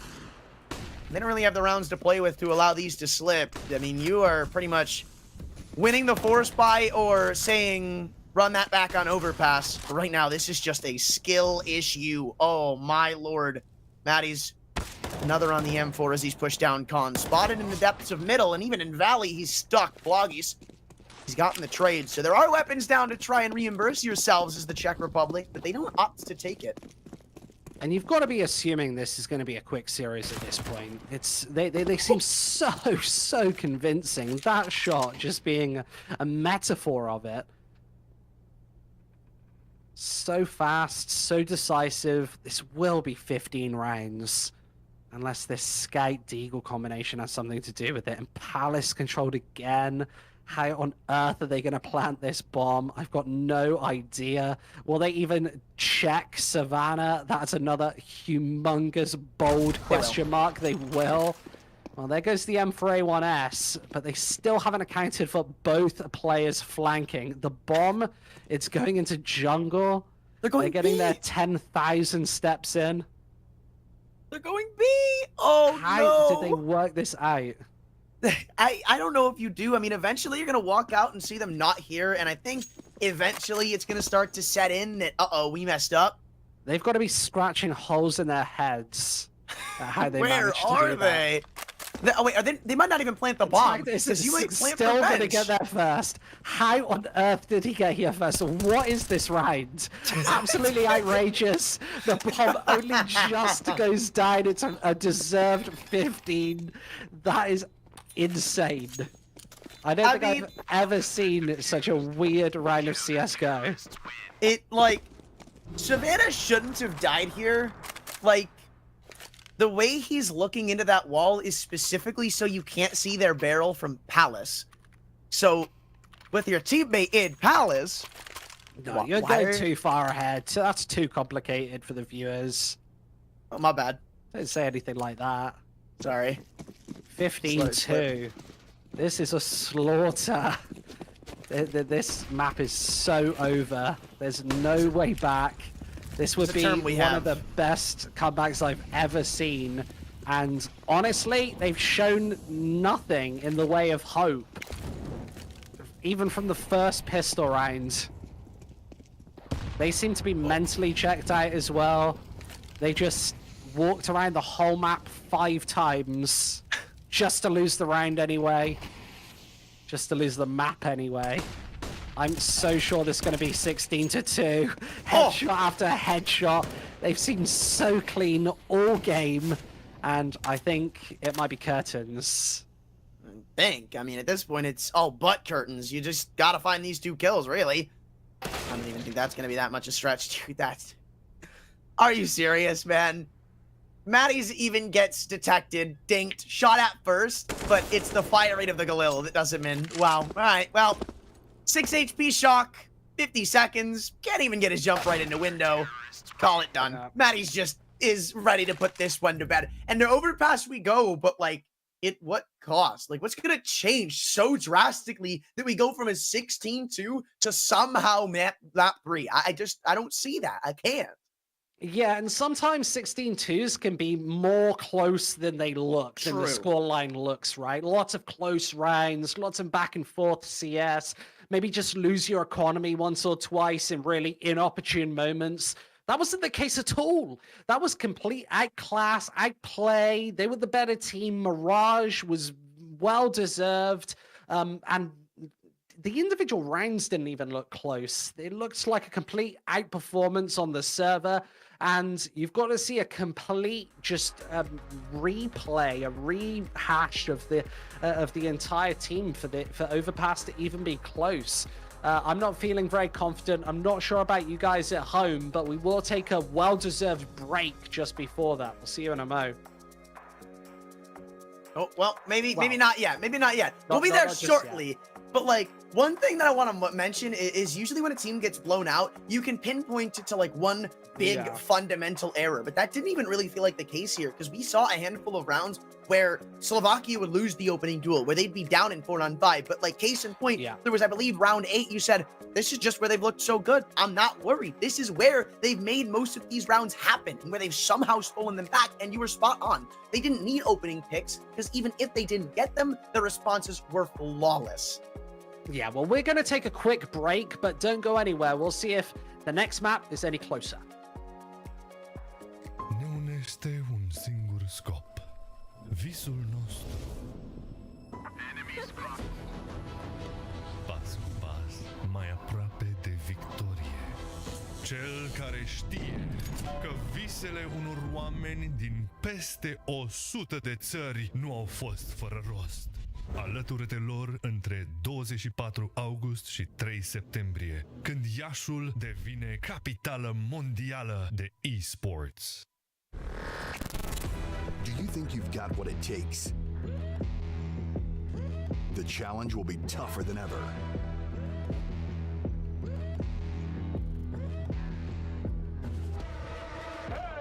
In 2023, International Esports has a new home. Over 100 nations fighting for the championship in a celebration of everything that makes esports great. Who will rise up to the challenge? Who will be the world champion?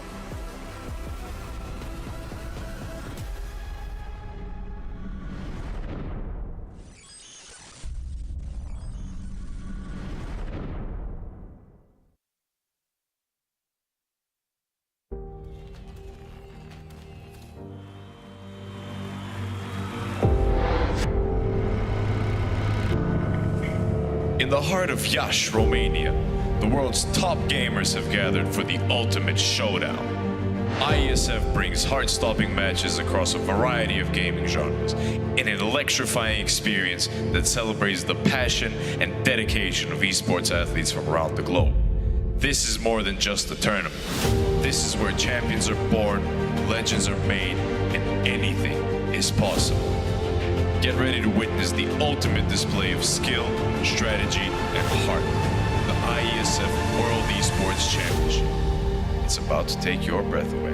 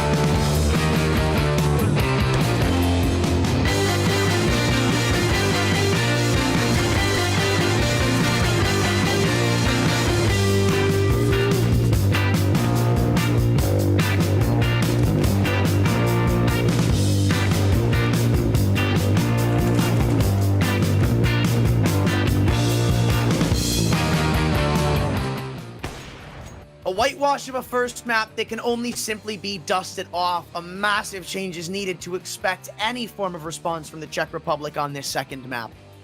Yeah, this has to be closer, right? 16-2 on Mirage.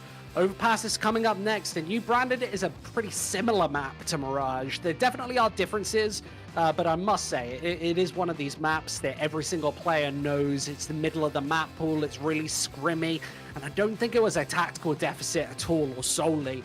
That was the reason why they came up second best in that map. I feel like it was every single facet, firepower being one of them, just not hitting the shots. And Fino was sensational with the AWP, controlling the server. We know that Overpass is massive for the AWPs, for the snipers. If he's going to have anywhere near the same amount of impact here on Overpass, it's going to be curtains in a pretty early night. Yeah, and as you said, it's not even like there's one, or rather I said, but you were mentioning earlier how it's just simply being outclassed. It's not like they destroyed their eco a handful of times, you know, in unfortunate spots. We would get like 3 rounds off of winning one.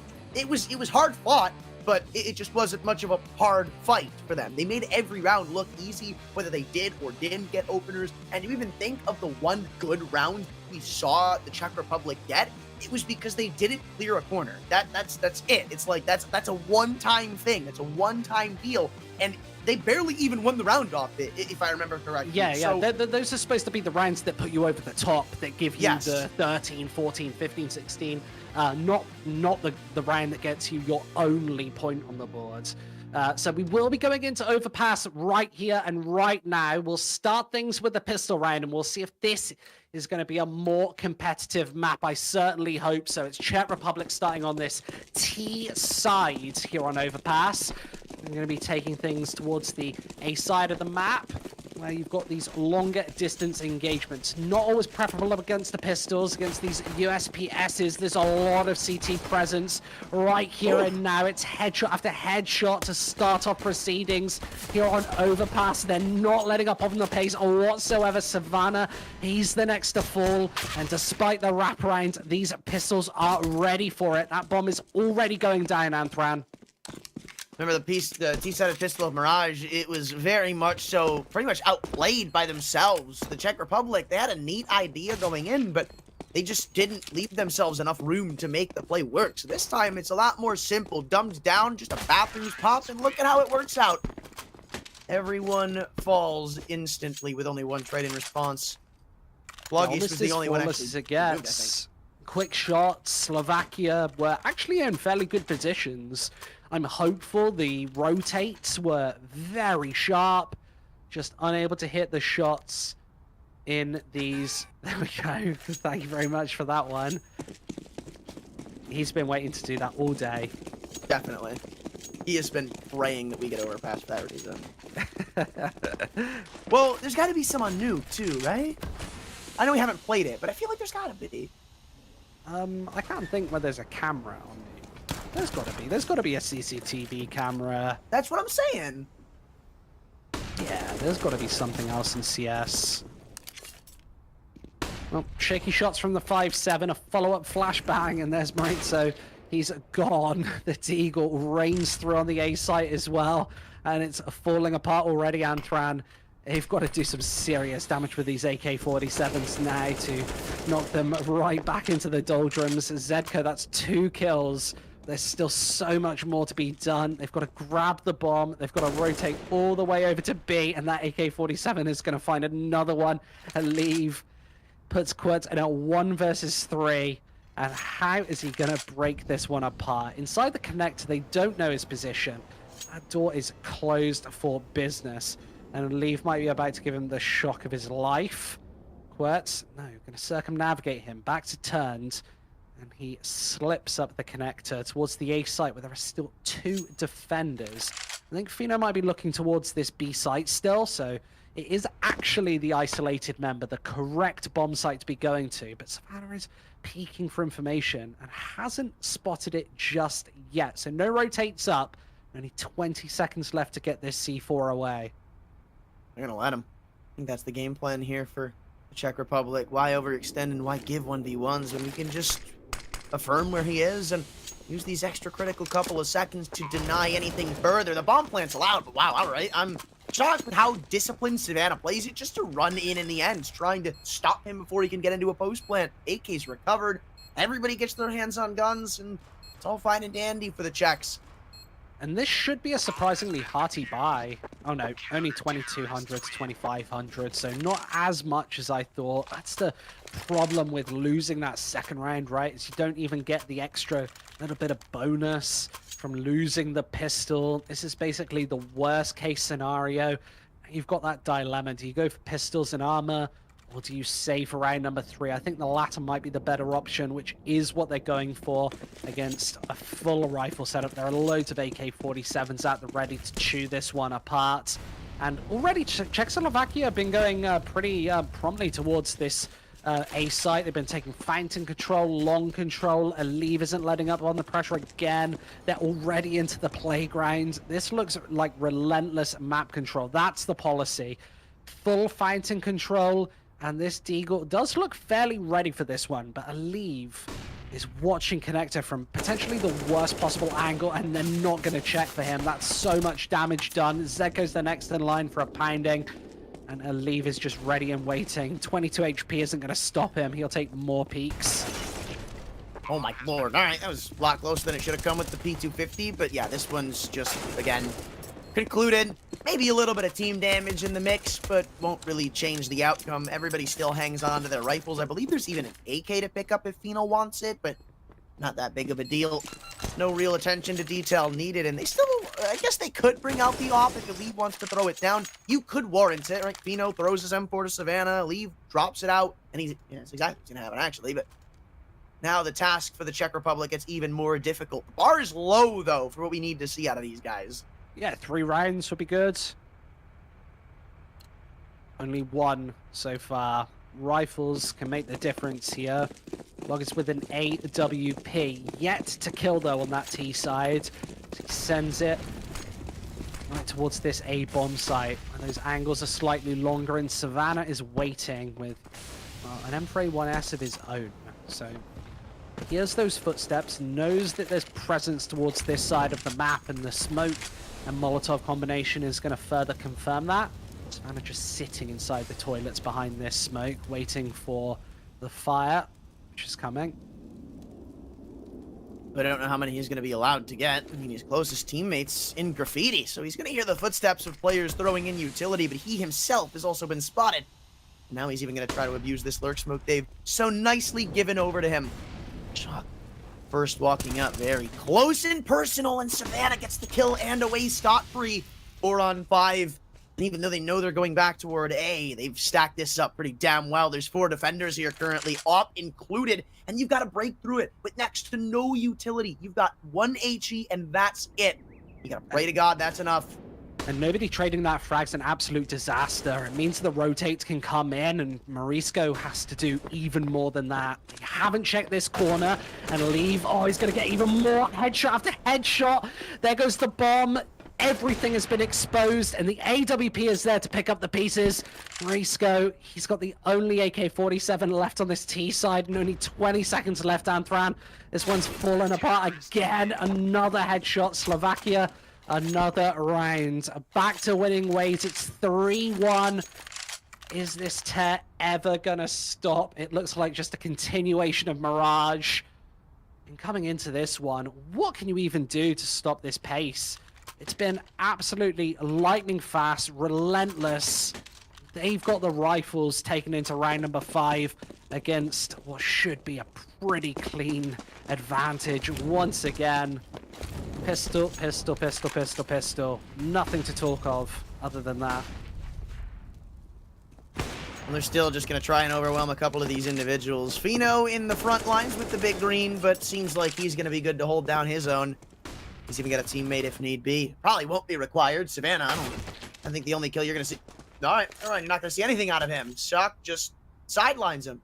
Nothing more to discuss, nothing more, nothing less. Fino, he's going to ensure that Long can't be taken aback by the Czech Republic, but still seems to be getting a bit closer than would have expected, though now as he's been put to rest, Maddie's only got 1 less target to find. And of course, it'll eventually be sniffed out of this one. So I guess well done with the pistols somewhat. You took space, you got a kill, but they've done that every round. They played slow, they played fast, they've had control. They've just never been able to convert. They're having no fun right now. This is no fun at all. They're getting absolutely crushed in this series, and they desperately need a momentum changer. It doesn't look like anything's coming over the horizon either. Maybe these rifles can be the difference maker. Morisco is going to have another AK-47, I presume, all 5 of which, cameraman nicely blinding the audience there. It's 4-1 here. I just don't imagine this slowing down anytime soon. It's been a train wreck since basically the very first round of this series. And this is just what it looks like to be outclassed in CSGO. Gonna throw everything they've got into the B site of Fido. I'm pretty sure that was a blind shot.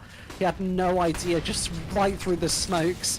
They don't even have to see their opponents to find kill after kill after kill.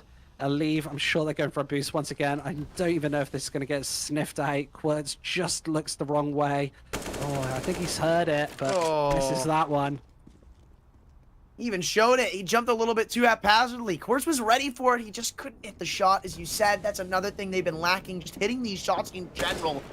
So now, the response isn't all that great. They're still looking for a target to regroup. That might be some intention, though. I leave. Him being gone makes the job at hand a lot easier. He's been a star in this series, but still the trade back locks in. The B site is not open for business just yet. They'll need a little more reason to go in, but the op is rotated back around to A. And considering Fino got the kill here earlier, you still might not even expect this. Savannah's the next one finding Bud, and they're just going to walk in. Fino, he's holding this. Savannah's not even posted on it anymore. He's turned back around to long. 30 seconds to go, and while the op probably won't find them both at once, he'll surely stop them from getting into the site, even spotting them through the truck. Wise doesn't take the shot through it to maybe only get a little bit of damage. Solidifies the kill and solidifies it to Shock in a 1 versus 4. Yeah, another devastating round here. I don't imagine Shock's able to do too much. Being teased by the gun barrel and baited into another big headshot. Another round for Slovakia as they fail to slow down. This is still looking blistering. Of course, rifles once again, and now the double-headed approach of that economy building up. It's going to be another half-buy from the Czech Republic. We'll see nothing but pistols, flurry of Tech 9s, Deagles. It's not looking good, Anfran. It's 5-1. I imagine this scoreline is going to start snowballing soon. Good. I don't imagine that's going to change here, at least with the pistols. They've looked okay this series. I mean, it'd be ignorant to say they've done nothing, but when it comes to, in terms of getting rounds, I guess they have done nothing. It's only been flashy kills that haven't mattered a bit, and Morisco not being with his team could provide a problem, though Zedko provides a solution. Is flashing out a monster. I don't think he's going to be able to get away. Matties is stuck, and Zedko doubles down in the kill feed, looking for more back on the M4. So many places to look, and doubling up is a lot more than you would have pictured him for with how many players were surrounding him. This plant still hasn't been secured nor solidified, even inside of the smoke. The spam is in, and it's denied it at the last second. There falls Zedko, and more time bought now as the smokes have faded. There's no utility left again, and they have to even worry about recovering the bomb. They haven't gone closer to it, both in CT spawn, but it honestly may not matter, because when this smoke fades, all hell breaks loose. Quartz feels forced, pressured to go in and try and find this pick. And the op is lying on the other end of the corner. Fino, it's a rare miss from him, but one that gives them a great chance, and looks like it's all it needs. Quartz between he and Zedko. They finally find a full house capable of winning them around. Quartz absolutely needed that kill there. Gets it. There was no smoke to replace to salvage back the bomb. You had to walk into no man's land. The Czech Republic able to steal one away. That was with pistols, by the way. Those flashbangs just perfect. Everybody blind. A free red carpet rolled out onto the B bomb site. And now that kind of limits the money that their opponents have to spend. They scrape the bottom of the barrel going into this one. They've got a couple of thousand here left, here and there. It will be a full buy going into round number 8. But Fino, he's just been relentless since the start. They lined up. He's unable to find the shot. Maybe pulls the trigger slightly too late. Savannah trades it back, but nevertheless, Anthran, that AWP is gone. Totally unsalvageable also.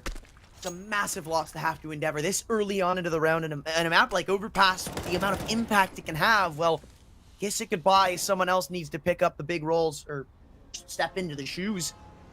Considering he's your top fragger beyond Savannah. They're going to wait for now. Czech Republic playing with these rotations just a wee bit more, but at the same time, they're also burning through utility. That was their last molly, and that was something I discussed coming in, how they aren't talking to themselves thinking, oh yeah, this is my last molly, because you probably shouldn't have thrown that. All of a sudden, the rotation sprinting back to B. They know what's up. They've spotted bathrooms, and they're comfortable leaving a leave alone here. So there'll be 3 here to batter up the B site, and as soon as you pop through this monster smoke, you may be getting farmed aside by a lone M4 in the wood wall. The flash is only 1 for 1 on the trade. Bomb still spotted, though, with 30 seconds remaining. Nade should do him in pit. There's one more to stand tall. Maddie's around the pillar. It's a dink and a kill, but maybe not enough. It's bought time for a lead, and this HE could work wonders, depending on where it's placed. Element of surprise. That's the first prompt here, as he sneaks behind. 3 kill. Bloggist trades. There's another one. Czech Republic. That's 3 rounds on the board. 5-3 here, Anthran, as we'll finally see that money low on the CT side. Savannah's only got $2,300. He's the poorest on this defensive half, so scrambling to get towards a buy.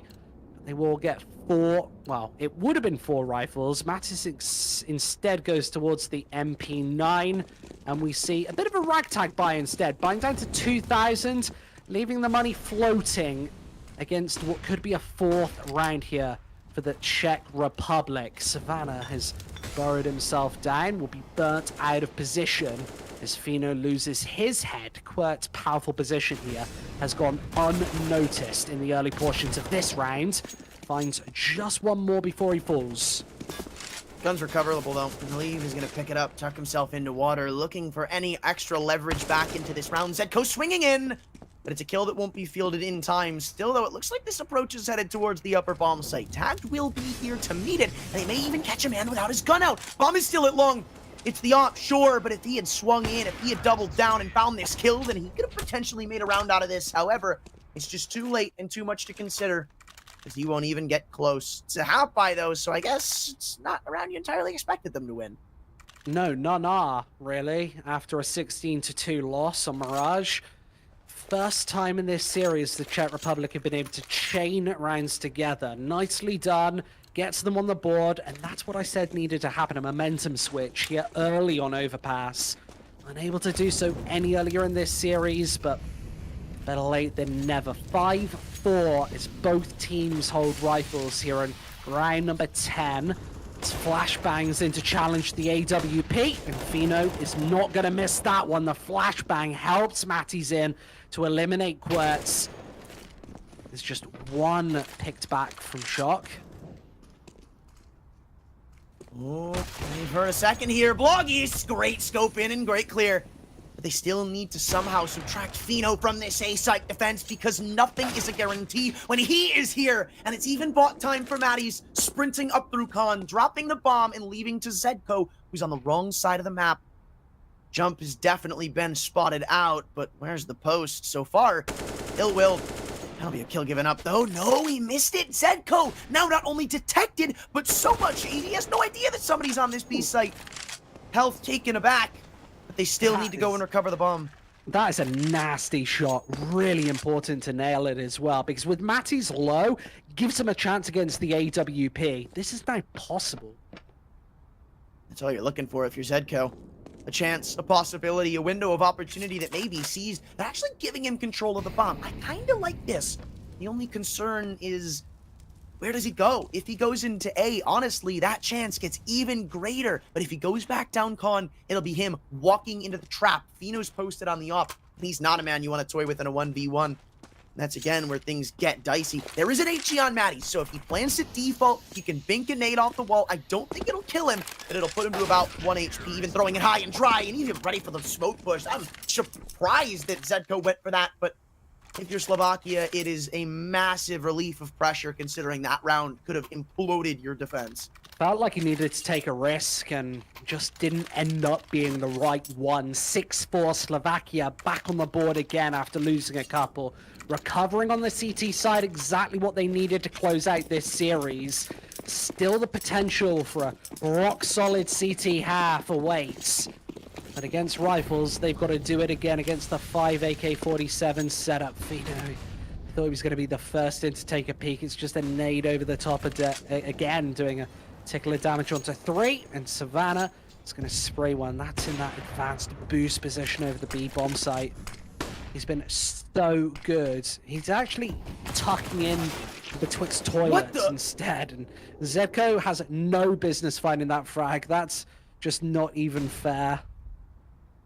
Well, all's fair in love and war, so they say, and Maddie's is actually potentially going to uncover the bomb if he looks to his left here. He's gone all the way through Monster, and considering you're here this early on, oh, he hasn't actually looked. He hasn't seen it. He has the bomb in his midst, but he doesn't know. He's going to go all the way up on a long-winded flank through Fountain.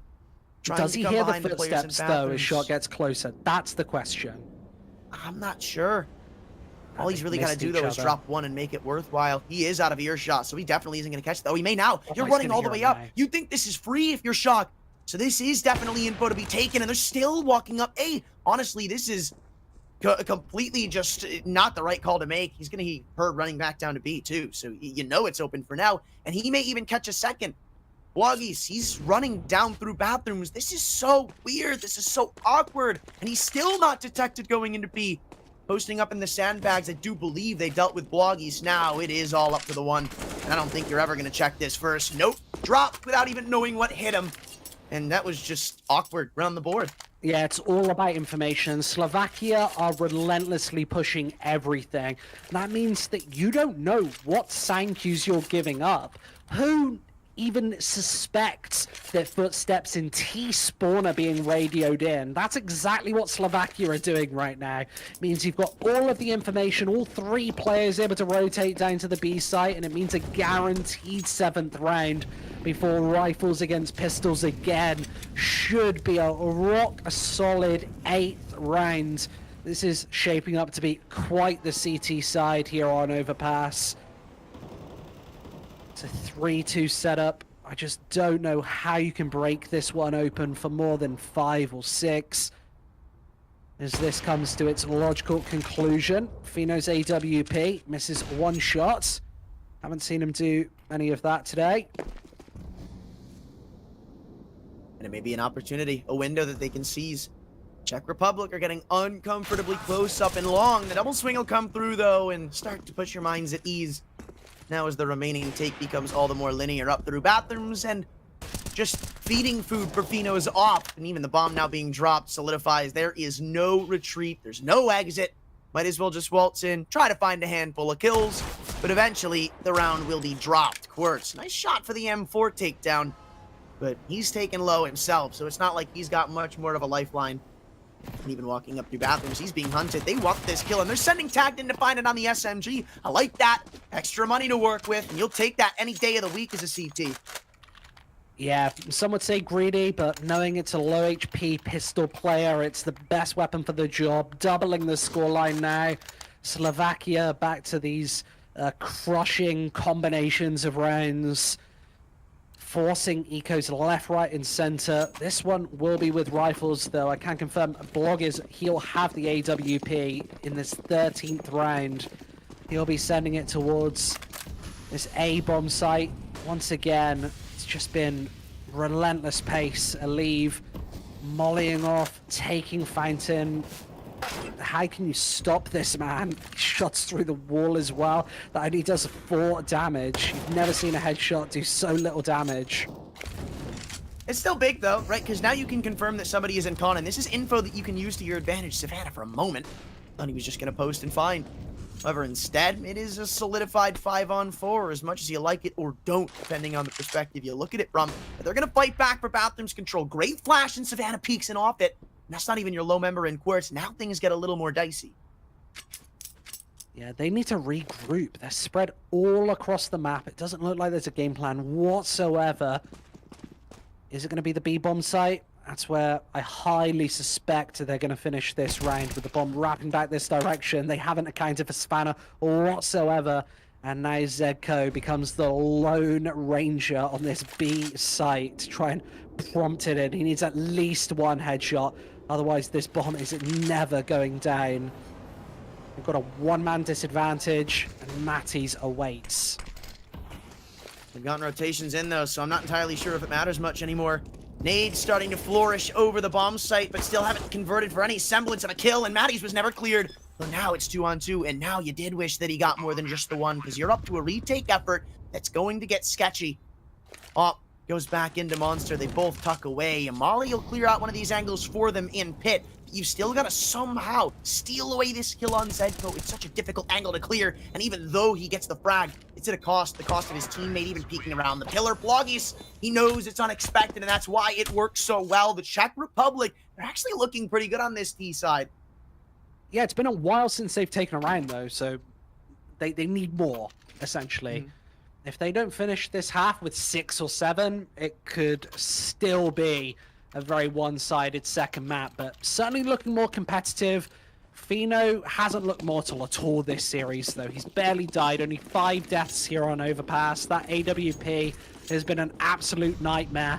Relegated down this time to the M4 A1S. That's a big sigh of relief if you're on this T side, and instantly able to eviscerate him with one of his own. Blogis eliminates him right off the bat.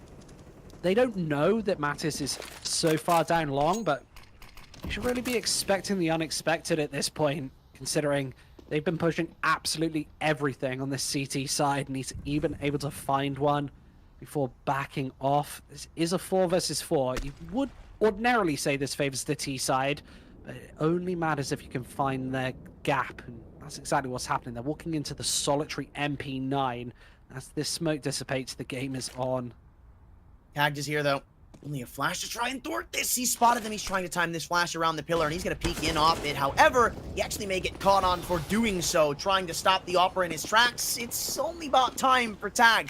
Good damage onto the remainder of those, though, so he's weakened up a good few fair of these players. And he's still going to look for more as they peek in one by one. That was the only one with a reasonable amount of health left. Now Tag, he's got just target practice in front of him. His low HP will no longer matter. He's backing away. Bloggies has called this a draw. Barely. He's lost every single teammate. That last shot was final bullet, final point of health. It couldn't have been closer. 3 kills. Feels like when everything is going the T-side's way, somebody steps up, whether it be Fino or Savannah previously, tagged this time, getting himself ever so close to double digits. Mattis has been stepping up. It's been a 5-man affair as this clock's going to tick to 0. The AWP is the only thing they're going to carry through to this final round of the half. 9-5. This is not looking pretty as they look to solidify double digits, and that's considering they even found an opening frag. This feels like a complete disparity in the flashbangs as well. Czech Republic seem to be going into all of these situations totally blind. The AWP will be the only real fiery rifle to work with. Yeah, you've got an AWP as well. Nades galore, but this is not looking pretty in round 15. It's not, and Fino doesn't seem too scared considering the bullets are whizzing by his barrel and con. But now they're kind of stuck. There's not really a way for them to get out unscathed. They're going to have to fight. They're going to have to earn it. Swinging in, though, there's just too many members to deal with. And while they are outgunned, they aren't outmanned. And that's the biggest way that you're going to come back into this round. Still, a second lies in wait at the other side of the divider wall. And this is an angle you just might not clear. Earlier, we mentioned angles like this not going cleared. They should set you up and above. However, it just puts Elige down, or Leave. Just moving back in. There's still a man here. Matty's again needs to come up big to save the day. A double may just do him in. Bloggy's shot not baited properly. And while the bomb isn't down, I don't know if this is what Tagged wants to try and deal with. I think he spotted the second towards ATP. In fact, this might just be a free kill for him. Doesn't even try to trigger discipline it. No, just takes the kill before it finds him. And now knowing where Blogius is, he did bait out the Oh, shot, and he did get the repeat. It's given to him, tagged, a big clutch to close the half, and the Slovakians can walk away happy with 10 rounds. Yeah, that's been the entire game, right? Those close rounds all going the same way. It just hasn't been close whatsoever. 10-5 being the way we end this first half of Overpass. And I've got a feeling this T side's going to be brutal as well. Like, we always start it with a pistol round, but this could be a full-gone conclusion here on our second map and potentially final map of the day. I think we can almost call it curtains at this point.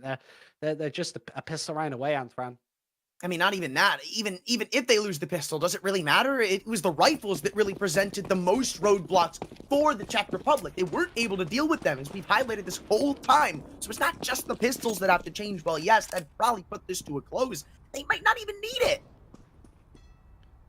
What strat have they got in store? Well, they're going to challenge Blogus. He gets all of the information, but how many shots can he hit? They're both double peeking him. That is such a clean headshot. And now wants even more. There goes the bomb as well. A much needed pistol round here, delivered first class by Blogus. Surely they should be winning this one. He's been up to some heroics in the previous half, the previous map, but he's been spotted. They absolutely have his number. They know exactly where he's playing from, and I don't think the burst fire is going to save you here.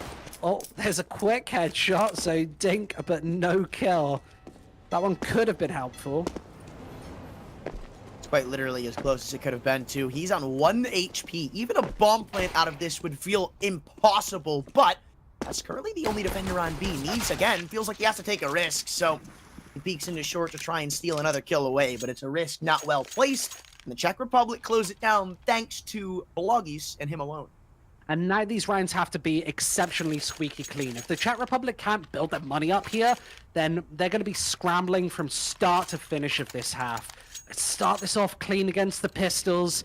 They're going to have a full, well, as full a buy as it can be in the second round. 3 M4A1Ss. There's a Famous as well, not taking any chances here against what they probably suspect is going to be Deagle armor. It's a little bit less than that, a light buy. That means the nades are going to do heavy damage onto both Mattis and Leave. They're basically wounded, maimed, before they even see anybody. Here in round number 17, Quirtz is ready and waiting as well. He's got a lot of targets ahead. Needs another headshot here to be able to keep this M4A1S alive. He's being chased down. Needs even more right now, and Blogus, he's going to pick up the pieces. A nice little combination there from the dream little CT duo. As Savannah, he has been spotted, unable to rattle off a burst from the Glock. And we see a very clean round, just what the doctor ordered. But is it going to matter? This is still where I keep my eye on this team, because this is where they started to tremble a little bit, even though, again, they did win the pistol in their last T side. I think these rifles were just so one-sided, so dominant, that we do still have to keep our minds open to the potential of Slovakia just running it down here.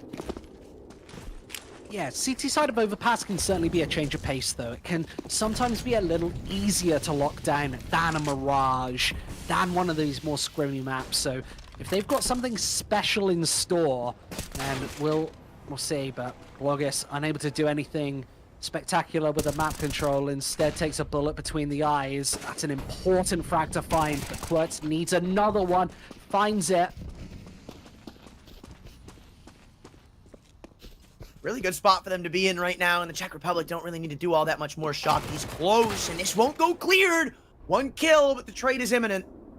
Still a lot of info back for the Czech Republic, and Slovakia don't have what's required to just go running up into A. That's only their 2nd kill of the round, and they still haven't well established what this setup is going to look like.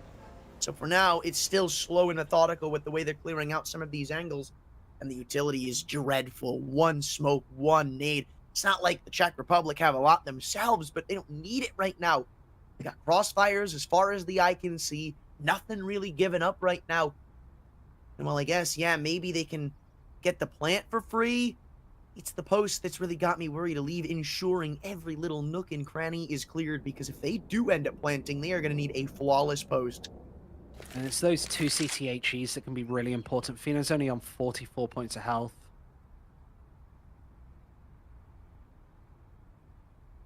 Still slow.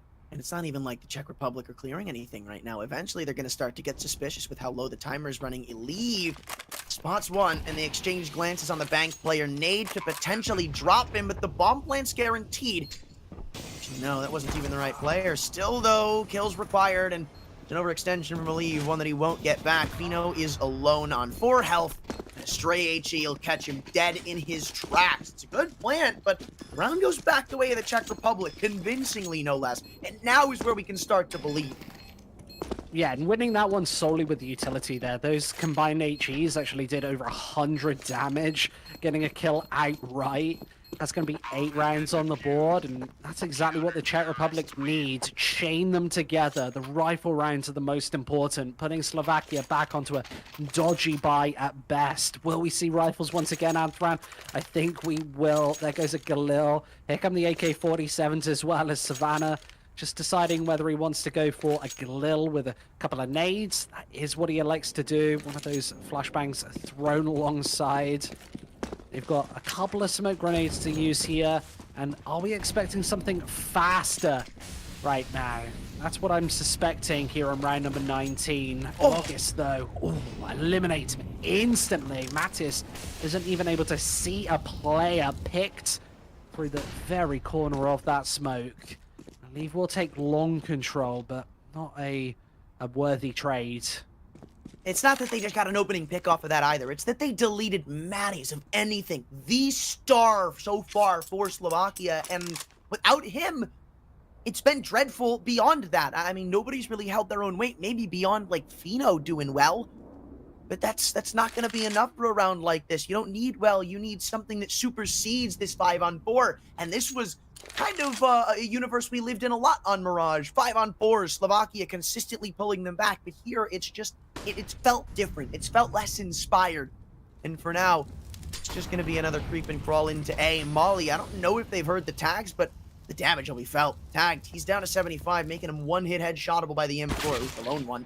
And now Quartz walks back in. He may have been taken down, but they've gotten all this info. They've spotted a couple. That's a huge mistake. Giving away the one-man advantage leaves so much pressure on Blogtizor. Might have found the opening kill earlier, but he needs to do more, and Leave will not allow him. He's not long for this world. There come the flashes, and this bomb will certainly be planted, Anthran. Another kill there from a Leave. They're all headshots. And they're just backing out. I mean, for the Czech Republic, they realize they have definitely been vested in this round. And this is more of what we saw on Mirage, going down by a man, then just screwing over the CTs every single time on their way back into these bomb sites, dominantly, no less. And Eliv does. He's putting up his older numbers back that we saw on that first map, and back that he hasn't actually been able to replicate in years. Yeah, it feels like we've barely said his name here on Overpass as well, so nice to see him rack together 2 fast shots to take the A site and just the round outright. This will be an 11th round for this T side. I can confirm that. They'll be carrying 4 rifles through into it. This shock versus tagged little combo here over on B won't come to fruition. Both players will carry rifles through to round number 19. Here's another one, round number 20 even. There's another one. Let's see what the buy's going to look like. It will be a full investment from the counter-defensive forces. An AWP for Blogis, one of the only saving graces in that previous round. Where is he going to be finding these openings from this time? He has been huge on this map. While even Quartz is out fragging him currently, I feel like the impact is just tenfold for Bloggies on this AWP. Always constantly keeping Slovakia on their toes, and he may do it again. Last time spotted over towards A, this time pushing bridge. Well, they're gonna get out through Con. Quartz awaiting presence to walk through behind this smoke. There's no need to blow open the Con door just yet, so it may not matter as they double up into B. Matties again. This is why losing him in your rounds hurts so bad, because of the impact he delivers just like that. Quartz has to worry, though. He could get crunched in Con before sooner or later Leave's going to clear out the top, and slowly but surely they'll figure out that he's moved back. Still, yeah, Matties Leave in the continues his best domination position as well. He's creeping down, and Quartz, because he doesn't hear that door pop open, doesn't exactly need to check it. See, the majority of his attention trained towards the T side of things. And finally, here's it pop, where Shock is isolated, gone. That door is closed. Quirtz might not even think about going into this B-bomb site. Maybe keeping the Emperor when it's alive is the better option. He is stuck right now. This will be a 12th round for this T side, and then knocking on the door of a series victory here in the WEC Europe Finals. This is big, because this has just destroyed the backs of the Czech Republic. They do have this rifle on Quirtz, and I guess this is the guy you want with that gun. But for how much is it going to present to you? He's not been extremely mobile on this half. Every single time he's been alive, it's been in con, though I don't entirely think it can be confirmed this round. Actually, no, it can't. He did get a kill, but he's not like a player you're expecting to find for, because yeah, while he's in con, if they want to either pressure him down and take this gun away, they can just crunch him, or they can just completely subvert him by going up long or maybe rushing out B, and he won't be a part of it. He'd have to retake, and it'd be what? 1v3 at best? Yeah. Disastrous. 4-round lead here from Slovakia. Only 4 to go before they hit that finish line, and one of which at least is going to be pistols right here, right now. Quirt's the only player carrying through an M4A1S into it. And you just see the disaster. Shock barely on the scoreboard. 8 kills. Remember, we're 20 rounds in, Anthram. Morisco even less, only 5 frags. And that M4A1S is already gone. The soul rifle on this server hits the floor just 20 seconds into the round. This one looks over already. 13 to 8. Looks to be just a solid lock here on overpass. Yeah, even these pistols in some unexpected spots won't be doing very much. At most, 1 for 1 still. It's usually what they're crowned for in some of these shots or in some of these ways. It's a nice little boost, though. Could definitely sneak away with a headshot or two, but this is going to be hard cleared. And now movement and accuracy, Vlogus, unlucky, honestly. Didn't expect him to be that close. And they're really getting aggressive with this one. Matty's is feeling himself. He's gotten 5 kills in the past 2 rounds, so how could you not? Yeah, he's been on absolute fire. 23 kills here on overpass, and he's just not looking to slow down. I think that jump just shows what sort of mood he's in today. This is going to be that aforementioned 13th round, though, Anthran. Here we go. Home straight. Only 1 more rifle round would just totally break the backs of this entire map. Shock looking to steal away another rifle, but I suspect he's going to be unable to do so. He's got a good angle. They don't suspect that he's here. I don't think Tagged is going to give him too much to work with. And Shocked needs to just find a gap here, and is not able to do so. Bomb explodes Slovakia. That's another round on the board. These anti-ecos have been incredibly convincing. Back to that game we saw earlier, just anti-eco after anti-eco victory. These are the sorts of openings Matty's has just been so familiar at making from start to finish. We see another timeout. This is surely technical. You think? I think. What makes you believe that? It's just a feeling. Well, considering there is no update from our lovely producer, something would tell me you're wrong. I think it's going to be technical. Or a bathroom break. I think if you need the bathroom at this point, you probably just hold it in. Seriously. I don't think this is far from being over. Yeah, it seems like a very one-sided second half especially, right? The first half, very back and forth. But at this point, it's just been the Slovakia show. They've been able to really overrun these bomb sites. It looks like they're fragging on all cylinders. We've been talking about Matty's, but Fino's been showing up as well. He's been great since the very inception of this series. Matty's has only sort of been a really recent addition, just in the last couple of moments on this T side of overpass. He's been absolutely flawless, but yeah, Fino's been great from the outset today. I feel like we've also missed a lot of the individuals from the perspective of the Czech Republic, because they just haven't really done anything. I mean, our sample size is small considering how quick Mirage was. But even there, who was really delivering for them beyond maybe the occasional pop off from Bloggies? And maybe there were a couple of rounds where Marisco had a couple of nice kills, but we haven't seen anything really convincing from anyone beyond maybe Quartz here. And even that is more so him just carrying his own weight. It's not been some exceptional KD. He's the one winning them most of these rounds. He's just been playing his role. And that's not to say he's bad, but when your teammates aren't playing the role around you, the team's bad. You're losing. And that's reflected in the score that's been shown this whole series.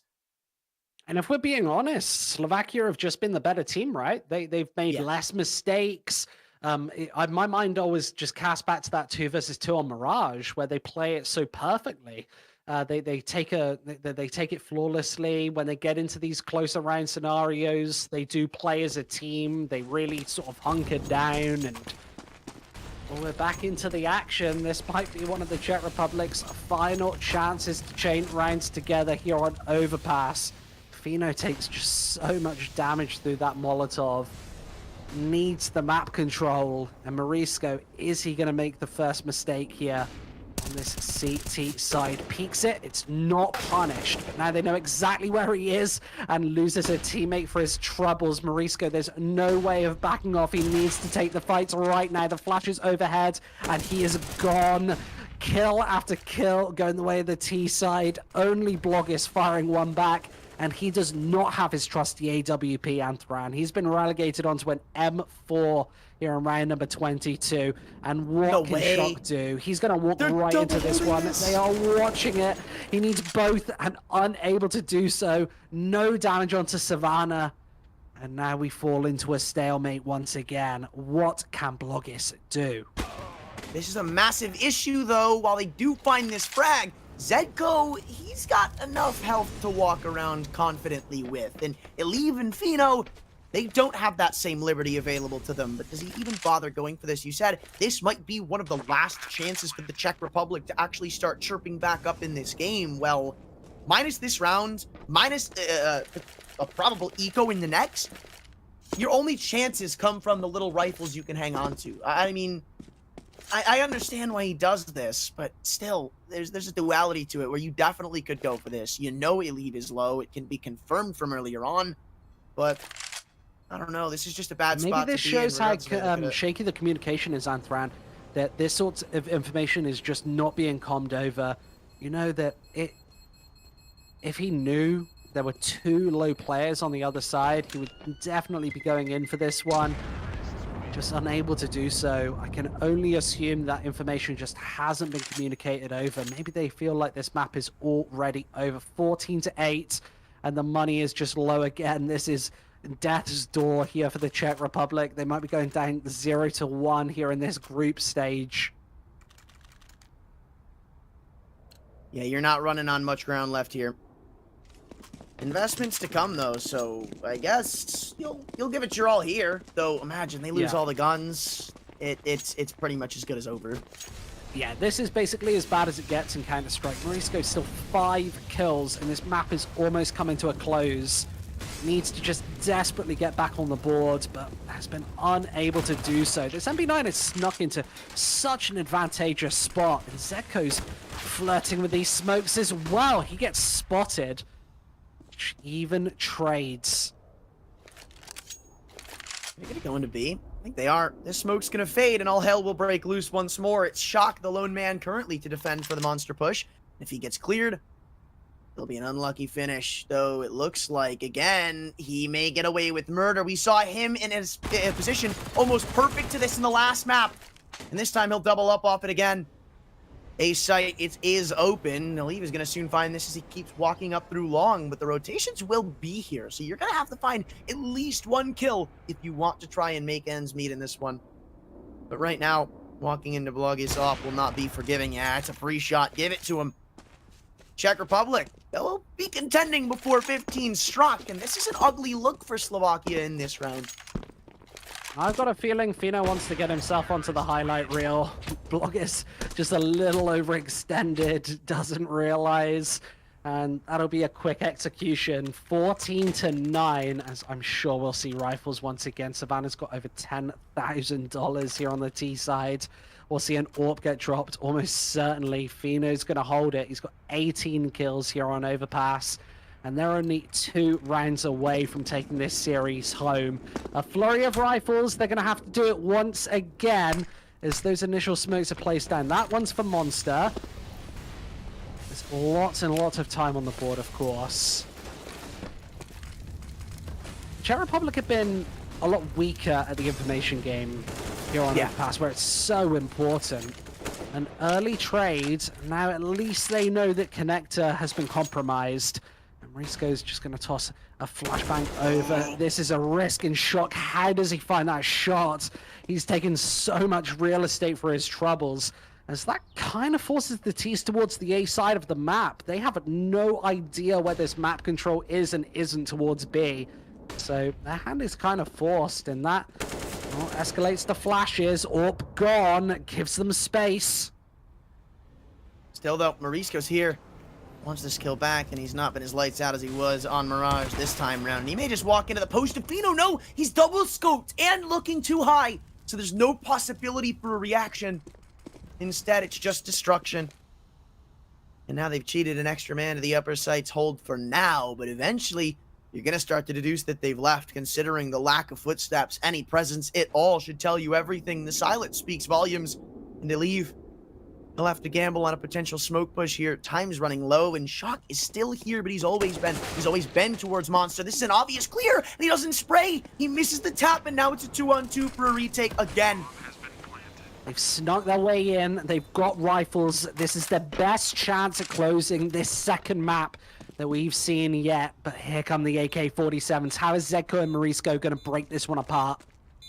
Both coming back in from pit, not hiding their avenue of approach, but you need these kills and you need them quick, rather efficiently. Maddie's, he's delivered the one, and thankfully for a lead, he's close by, close enough to trade. A 4K from him has almost single-handedly given Slovakia match point. 15-9, 6 chances to close on Overpass, and the Czech Republic are down on dollars. They've not got much to work with here. We'll see 2-3 rifles out, but that's all she wrote to try and hold on to this series. They need 6 in a row right now. And what will the defense look like? They've got 2 Deagles. That hasn't been the biggest disadvantage today. We've seen a lot of these pistol rounds come up just absolutely clutched. Quirtz, here's all of those nades whizzing overhead. He's going to scurry down into the connector. They've got almost nobody at this A bomb site, and it looks like Slovakia have just totally read it. They know exactly what's going on, and those kills towards the other side of the map aren't going to help matters at all. This is a free, easy, open A bomb site, and Bloggis still has no idea. This is all about timing. And they know somebody's in the front of bathrooms, so you can now safely establish this is where they're going to be playing the post from. Wait, there's a big flank in the mix. The bomb's just been dropped, spinning around, though. It's still a big man advantage, 3-on-2. Zedko's Deagle has an honest-to-God 1v1 against a low HP rifle, but he aims for the head. He didn't know how low he was, and now it's Bloggy's unwinnable 1v3 as they all swing together. They shut it down 2-0, 16-8. It never felt like there was a chance in this series for the Czech Republic. No, and that's exactly what we were expecting after we saw a 16-2 win on Mirage. They just such slow starters, unable to get really going until the real business end of Overpass. We didn't see Marisco step up whatsoever. I think only finishing that map on 5, 6, 7 kills, somewhere in the low single digits, those mid single digits, just unable to get started. And it's so hard in a map like Overpass. That gives you such a gaping hole in your CT defense, and so hard to bring things back when you're so far behind. Another 2-0 today, Anfran.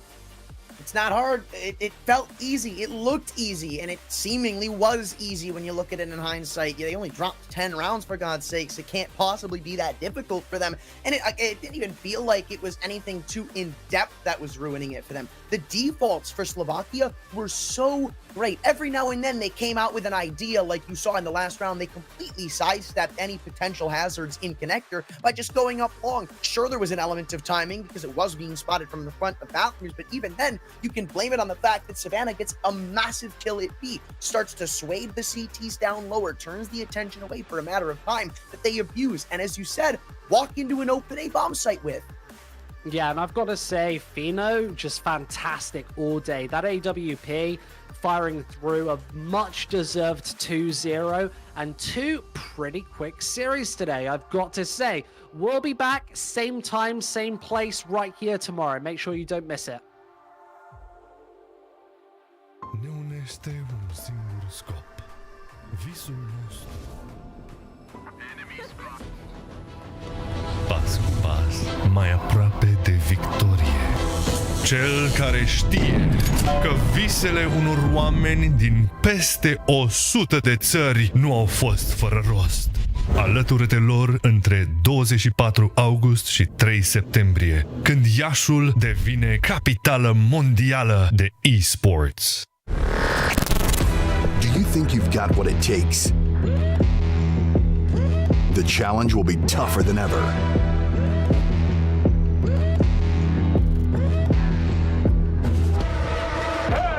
In 2023, International Esports has a new home. Over 100 nations fighting for the championship in a celebration of everything that makes esports great. Who will rise up to the challenge? Who will be the world champion?